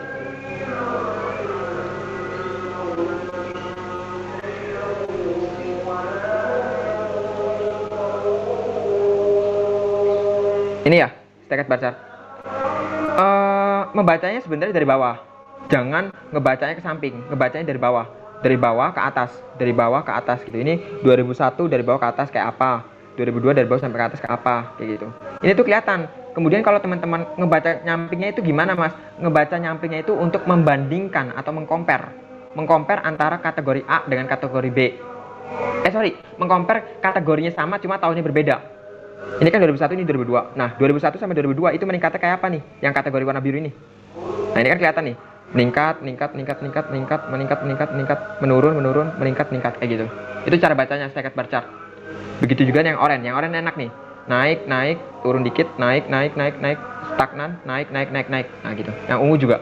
Naik terus. Gitu. Itu cara bacanya untuk staggered bar chart. Oke. Saya bertanya, untuk contoh yang benar dari menampilkan grafik yang world average temperature seperti apa ya? Karena kalau mulai dari 0, nanti sumbu Y-nya jauh. Oke. Bentar. Ini ya. Untuk yang world average temperature dari 1997 sampai 2012, sebenarnya angkanya itu yang mulai dari 0. Kalau teman-teman ngomongnya kan jauh mas gitu ya kan. Berarti yang perlu dimanipulasi, bukan manipulasi, yang perlu dibenerin maksudnya modify, itu adalah range-nya, range suhunya. Ini nih, dari 0 misalnya ya, dari 0 sampai 5, 5 sampai 10, 10 sampai 15, 15 sampai 20, kayak gitu maksudnya. Itu caranya, cara benernya loh ya. Gitu, untuk membenari sumbu Y-nya. Gitu, sesimpel itu. Oke? Diskalakan aja, ya benar, diskalakan aja. Ada lagi pertanyaan? Oke, nggak ada. Kita langsung ke tableau aja. Teman-teman udah punya tableau by the way?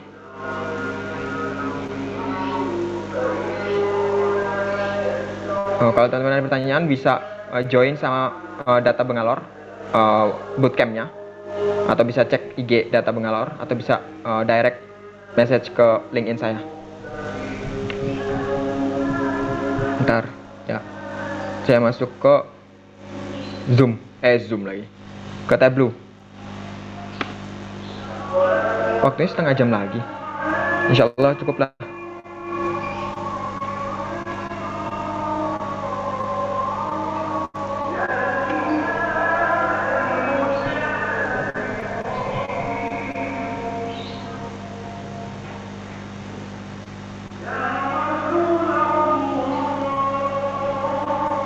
Aduh, datanya nggak dapat lagi.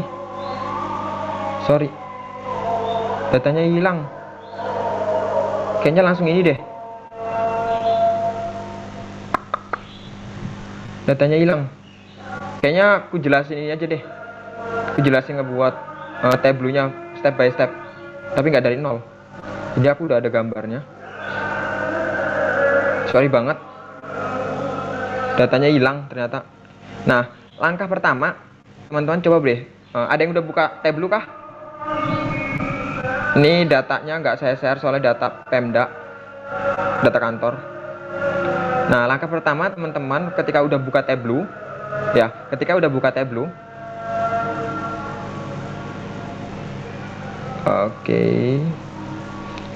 tableau. Ralat, Pak Mas Haris. Apa? Belum kelihatan tableau-nya. Oh ya?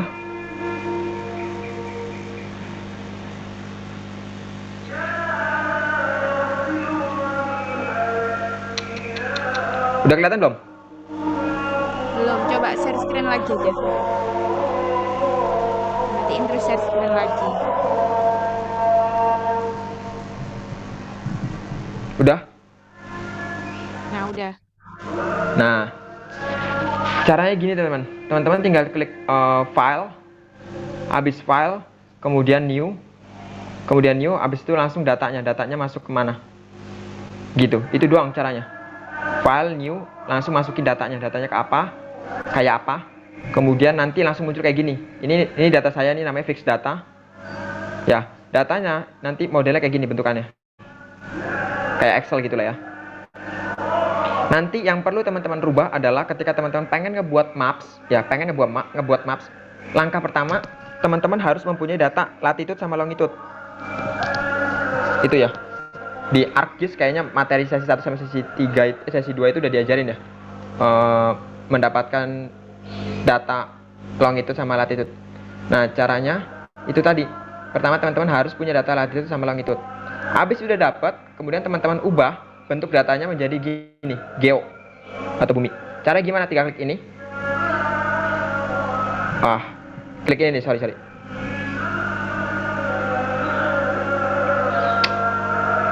Nah, klik yang ininya. Ini kan awalnya hashtag ya gambarnya ya, simbol-simbolnya.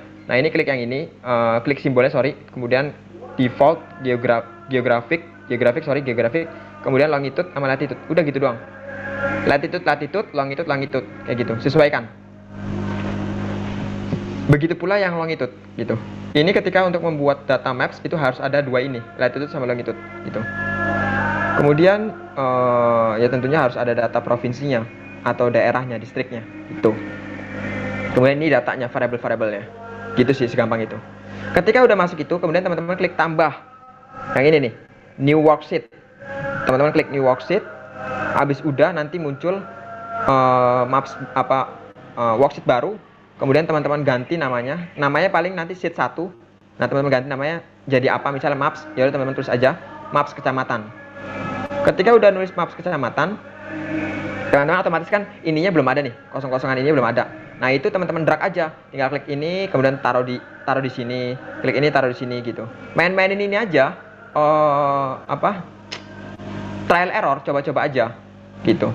Banyak kok trial di YouTube gitu untuk using tools ini Tableau gitu. Ini karena datanya hilang, jadi aku nggak bisa nge-step by step dari awal, datanya hilang, sorry. FVG ini teman-teman taruh kalau ngebuat peta ya. Kalau ngebuat peta pada bagian rows ini adalah latitude, data yang latitude. Kemudian kalau pada columns itu adalah data yang longitude. Gitu. Ketika udah nanti muncul nih peta-petanya. Ya kan? Muncul daerah-daerahnya, sorry. Udah muncul daerah-daerahnya baru teman-teman teman clusterin, teman-teman arahin. Kira-kira apa-apa aja nih yang mau saya tampilkan namanya. Saya tampilin variabelnya. Oke, keluarga prasehat, keluarga sehat, keluarga tidak sehat, kayak gitu. Teman-teman masukin aja. Cara gimana? Tinggal drag aja, tinggal ini tekan, kemudian taruh di sini. Ini tekan, taruh di sini, kayak gitu aja. Nanti langsung muncul daerah-daerahnya. Ini kayak contoh ini, daerah Batu Putih.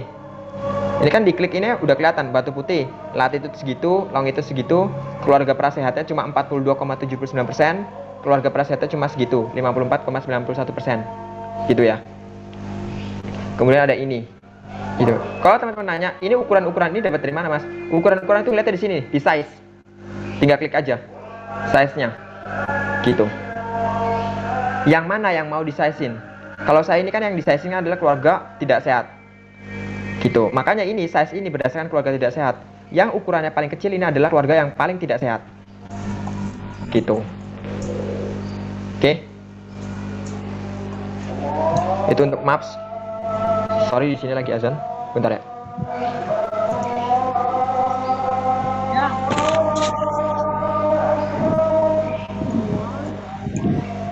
Bentar lagi azan.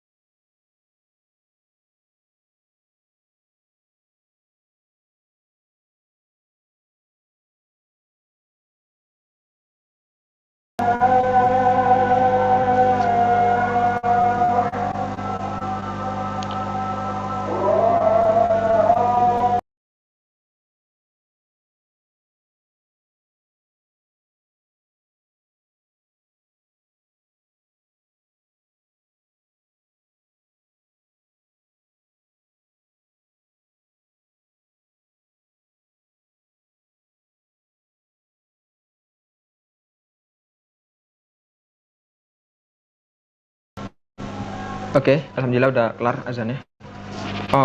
Sekarang kita masuk ke sektor kesehatan. Untuk yang sektor kesehatan ini, tinggal masukin ke yang grafik bar chart, tetapi bentuknya adalah yang vertikal. Ya horizontal, sorry. Kan tadi kan rule-nya kalau horizontal adalah ketika variabelnya itu banyak, ya kan? Ini kan variabelnya banyak, ya kan? Ambunten, ajasa dan seterusnya. Ini banyak nih, nggak cuma 3. Oh, banyak. Makanya bentuknya adalah horizontal, gitu, bukan vertikal. Caranya gimana? Ya caranya sama, gampang. Tinggal kecamatan drag aja. Kemudian udah kecamatan drag. Ini sorry ya nggak bisa di drag ya, soalnya datanya memang nggak ada. Ketika saya coba ngedrag ini, nanti malah berantakan. Soalnya memang datanya udah hilang. Saya lupa tadi nggak nge-save. Pokoknya nanti teman-teman bisa sebenarnya bisa lihat di YouTube. YouTube-nya Mbak ini. Dia tuh BI Gojek, BI dari Gojek. Mbak siapa sih, saya lupa. Mbak Wanda, YouTube-nya Mbak Wanda. Dia itu sering banget nge-tutorialin tentang Tableau. Soalnya dia memang kerjanya BI, Business Intelligence.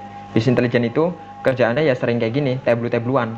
Kayak gitu, tools visual gitu. Kalau saya enggak, kalau saya lebih ke model gitu. Jarang menggunakan tools visual. Kemudian untuk yang sektor penderita, ini juga kenapa kok, ya mungkin teman-teman nanya, kok ini bentukannya vertikal gitu ya. Karena gini teman-teman, di sini variabelnya cuma 3. Minum obat teratur, minum obat hipertensi, minum obat TB teratur, sama minum obat gangguan jiwa. Ini kan variabel cuma 3. Tetapi ini tuh menurun. Bukan menurun sih bahasanya.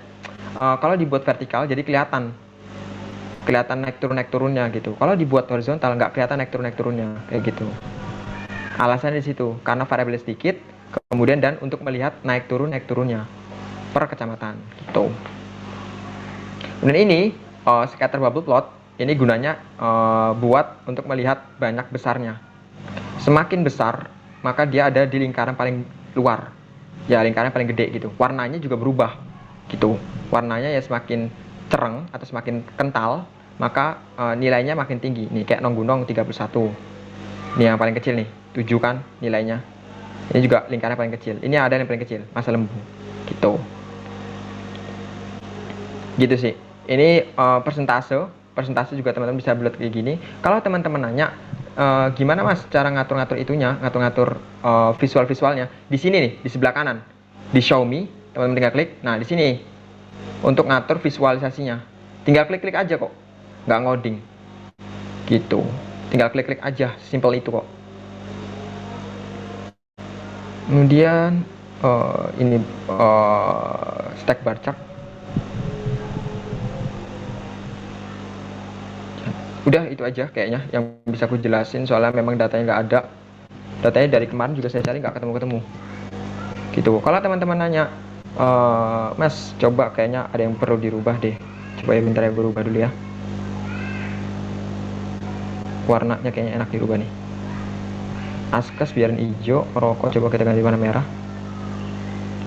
Edit color, klik merah, klik oke.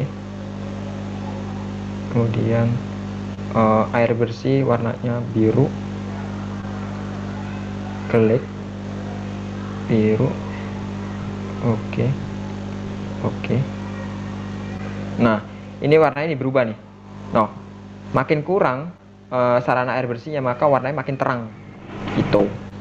Nanti berubahnya di dashboard tuh. Untuk nampilin dashboard itu teman-teman tinggal klikin dong nih. Nih ada bacaan new dashboard nih yang paling bawah, kelihatan kan kecil. Ini tinggal diklik, nanti baru dashboard. Ini gimana caranya?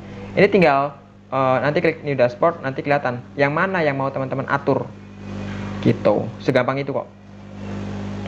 Nah ini grafiknya interaktif, nanti interaktifnya ada juga di YouTube caranya. Ini nanti ketika teman-teman coba klik ini, Mbak, ini kan ngelihat secara keseluruhan, seluruh kecamatan ada, ya kan?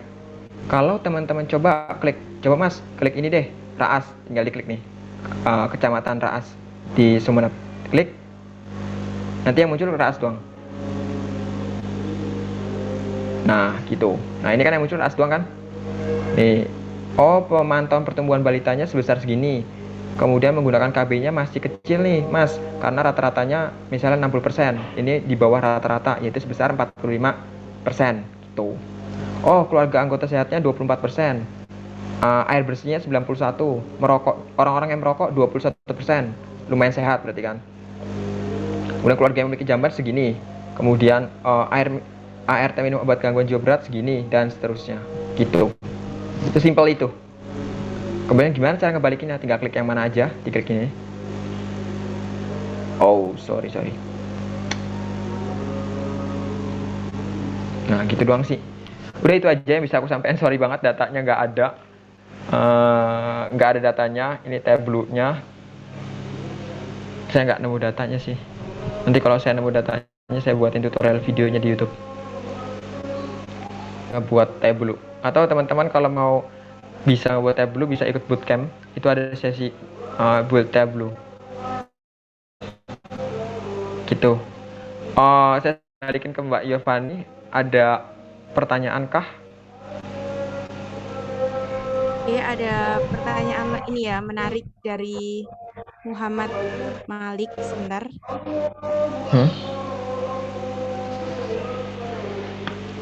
Apa pertanyaannya?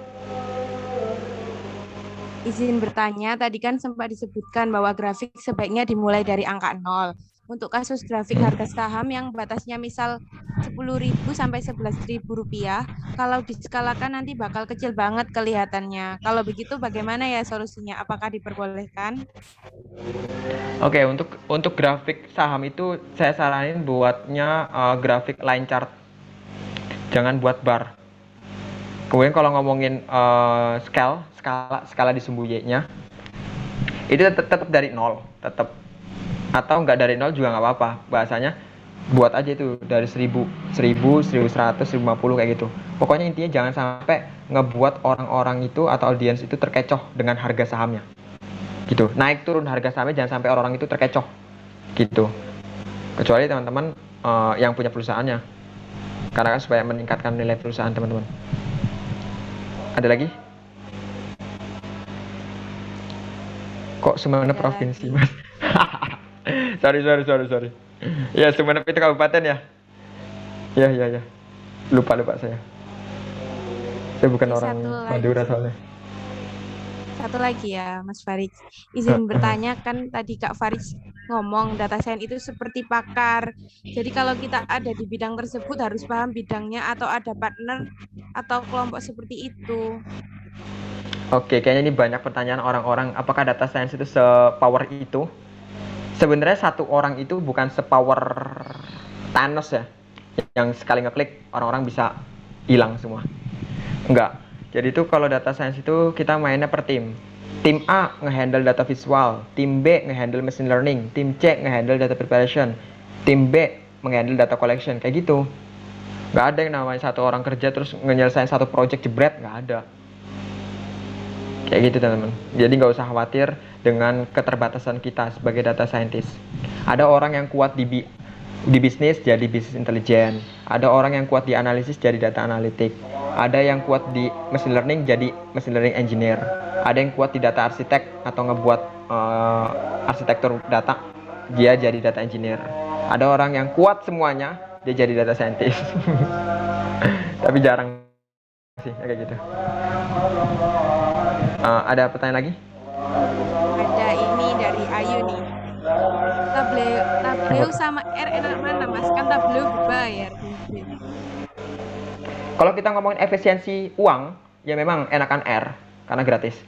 Tapi kalau kita ngomongin tools, ngeklik, cuma drag, drop gitu doang, ya enakan Tableau. Kayak gitu, segampang itu kalau soal Tableau. Soalnya kalau teman-teman nanti kerja di data scientist, itu kok dibayar sama perusahaan kok Tableau-nya. Santai aja. Lisensi Tableau-nya itu dari perusahaan. Nanti tergantung perusahaan yang mau pakai apa, Tableau, Power BI atau apa. Biasanya Tableau. Kalau buat report doang ya, report progress. Gitu. Ada pertanyaan lagi? Sebenarnya spesialisasi visual itu Mas Rehan, bukan saya. Saya spesialisasi machine learning. Cuma karena ada something. Oh, berarti Tableau lebih mudah diaplikasikan. Ya, benar. Lebih mudah diaplikasikan. Ada pertanyaan lagi? Ada nih dari Reza dari Bogor. Kak Farid mau Hmm. nanya, kan Kak Farid udah pernah nih kerja di Amarta, Airit, dan Kominfo. Nah, saya mau nanya, apakah ketika nanti kita kerja sebagai data scientist itu harus menghafal library, metode, machine learning dari Python, atau kita cukup tahu algoritmanya seperti apa? Karena ketika saya ingin mengelola data, kadang saya suka lupa harus pakai metode apa atau package yang baik untuk data saya. Oh, iya iya iya iya iya iya. Kayaknya ini penyakit ini. Penyakit penyakit. Ketika orang make asal jebret gitu ya. Itu pertanyaan itu tuh saya lontarkan ke Mas Dipta, head data scientist Gojek. Ya atasan saya soalnya. Itu tuh penyakit itu. Jangan sampai jadi data scientist itu cuma kayak ngasal pakai pakai ini kayak gitu. Jangan. Atau tahu ini tahu itu, jangan. Kalau bisa memahami. Soalnya kenapa? Nanti itu mempermudah dalam pembuatan model dan mempermudah dalam melakukan persiapan data yang lebih bagus, kayak gitu maksudnya. Gitu, kalau bisa penyakitnya dihilangin, Mas. Gitu, artinya ya keep learning sama keep it up. Ada lagi pertanyaan? Terakhir deh. Oke, semoga Mbak menjawab ya Kak Reza. Ini pertanyaan terakhir dari Kak Al Mualim. Hah? Mau tanya Bang, apa sih hubungannya AI sama ML sama data science? Kalau biasanya kalau bahas data science pasti bahas ML juga. Kalau bahas data science pasti bahas ML juga. Hubungannya AI sama ML. Oke. Jadi AI itu lingkaran besarnya. Ya, AI itu lingkaran besarnya. Nah, di dalam AI itu ada yang namanya supervised, unsupervised, reinforcement, kemudian semi supervised, kemudian apa lagi? Ada 6 kalau nggak salah. Saya cuma hafal itu doang. Nah, yang dipakai sama data science itu yang supervised sama unsupervised. Sama semi sih ya kadang-kadang. Kayak gitu. Nah, makanya kalau kita ngomongin hubungannya, data science itu berada di dalam AI gitu. Jadi AI itu ya lingkaran besarnya gitu. AI kan ada robotik, ada data, ada IoT ya kan, ada data science. Nah, makanya ada hubungannya. Makanya di dalam lingkaran AI besar itu ada data science, IoT, oh ya kayak gitulah tadi yang saya sebutin. Kalau biasanya kalau bahas data science pasti bahas ML juga. Iya, karena data science itu lebih dekat hubungannya terhadap modeling gitu. Itu jawabannya, jawaban singkatnya. Cuma kalau fokus ke ML namanya machine learning engineer. Udah cukup, maybe udah pertanyaan udah cukup, kita bisa diakhirin. Sekian Oke, presentasi dari saya izin subster. Assalamualaikum warahmatullahi wabarakatuh. oke. Terima kasih Kak Farid. Sebelum mengakhiri ini, mungkin Kak Faris mau jelasin dari visi misi data Bangalore ya. Mungkin aku share dulu.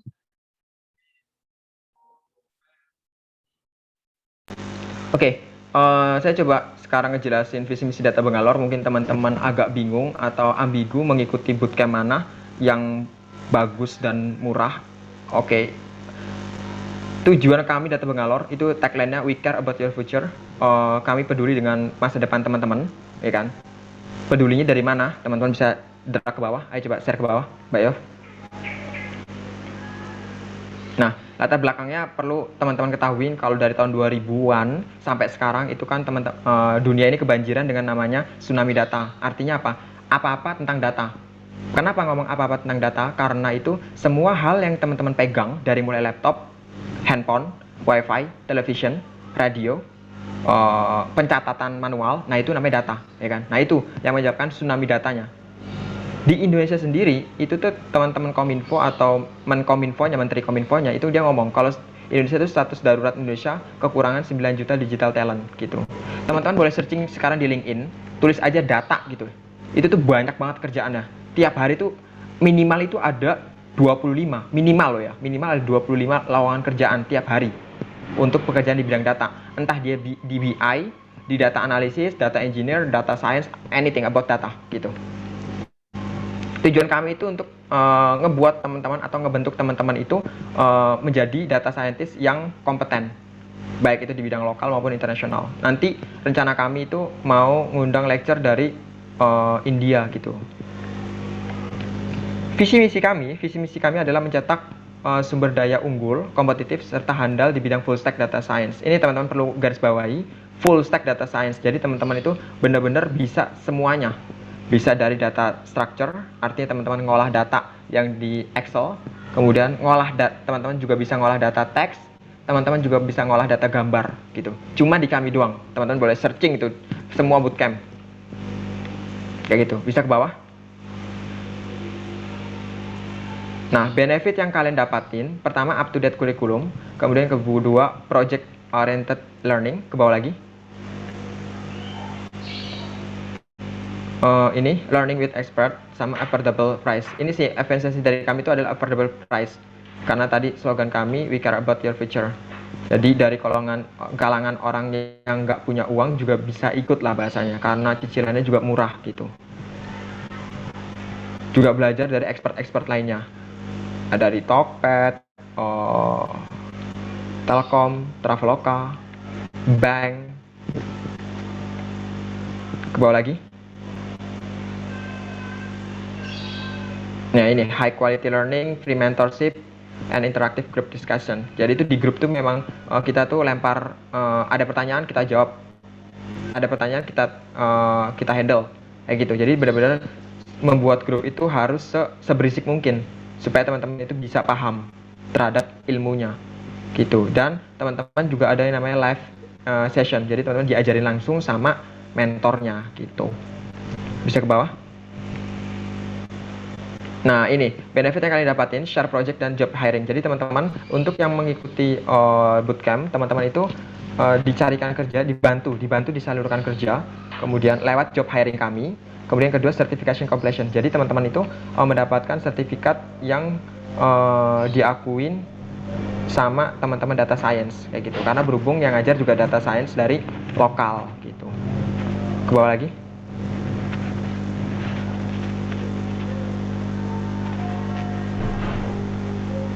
Nah ini role pekerjaan kalau teman-teman setelah lulus data Bangalore itu bisa jadi data science, business intelligence, statistikawan, business development, data engineer, image processing engineer, NLP, dan machine learning engineer gitu. Jadi teman-teman itu lulus dari kami bisa jadi 4 ini, semuanya ini. Kalau dari bootcamp lain paling cuma bisa jadi data scientist, BI, statistikawan, business development, sama data engineer. Data engineer pun enggak, paling cuma ini doang. Tapi kalau dari kami bisa semuanya gitu.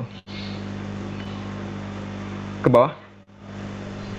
Nah, silabus data science kami itu benar-benar dari dasar banget. Teman-teman diajarin business acumen, menajamkan sense bisnis, kemudian SQL, kemudian teman-teman juga diajarin Python dari dasar gitu. Diajarin juga statistik, diajarin juga data visualnya, sama diajarin machine learningnya, diajarin juga deep learningnya gitu. Bisa ke bawah. Nah, teman-teman juga silabusnya juga kita ada natural language processing. Jadi teman-teman dapat 3 portofolio setelah lulus dari data Bangalore. Pertama portofolio yang data structure, kedua portofolio NLP, ketiga portofolio image processing gitu. Ke bawah lagi.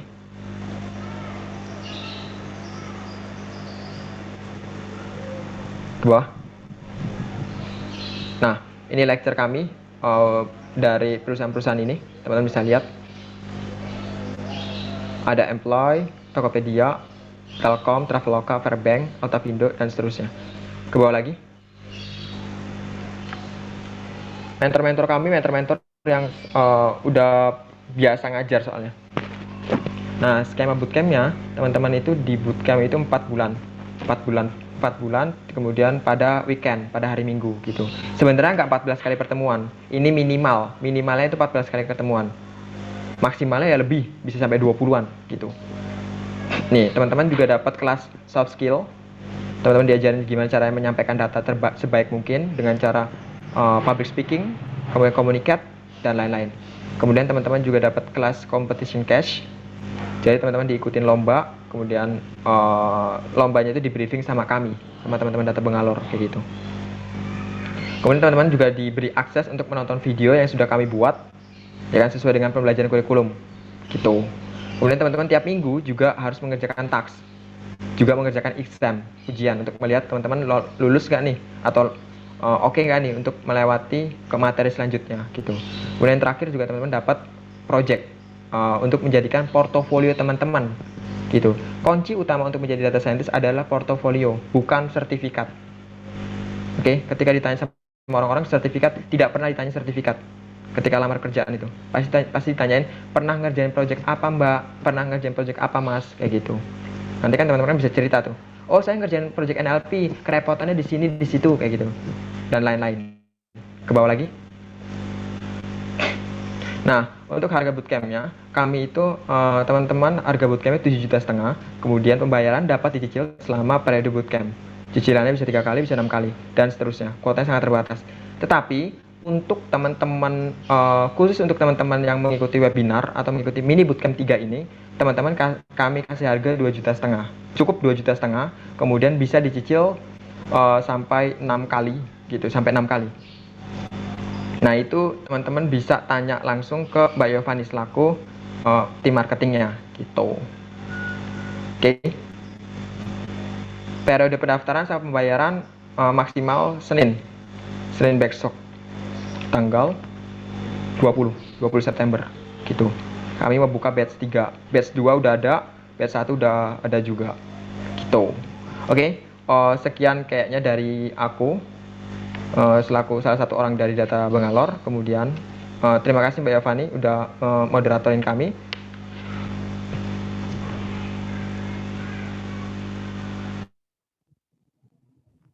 Terima kasih Mas Farid. Nah, sebelum aku tutup nih, kita ada sesi dokumentasi.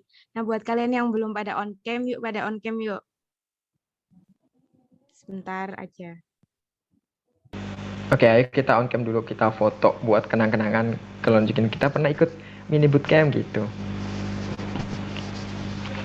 Atau kita pernah ketemu di Zoom. On cam dulu, kita foto-foto dulu. Sama sekali jangan lupa ya, ikutin campaign kami supaya dapat hadiah.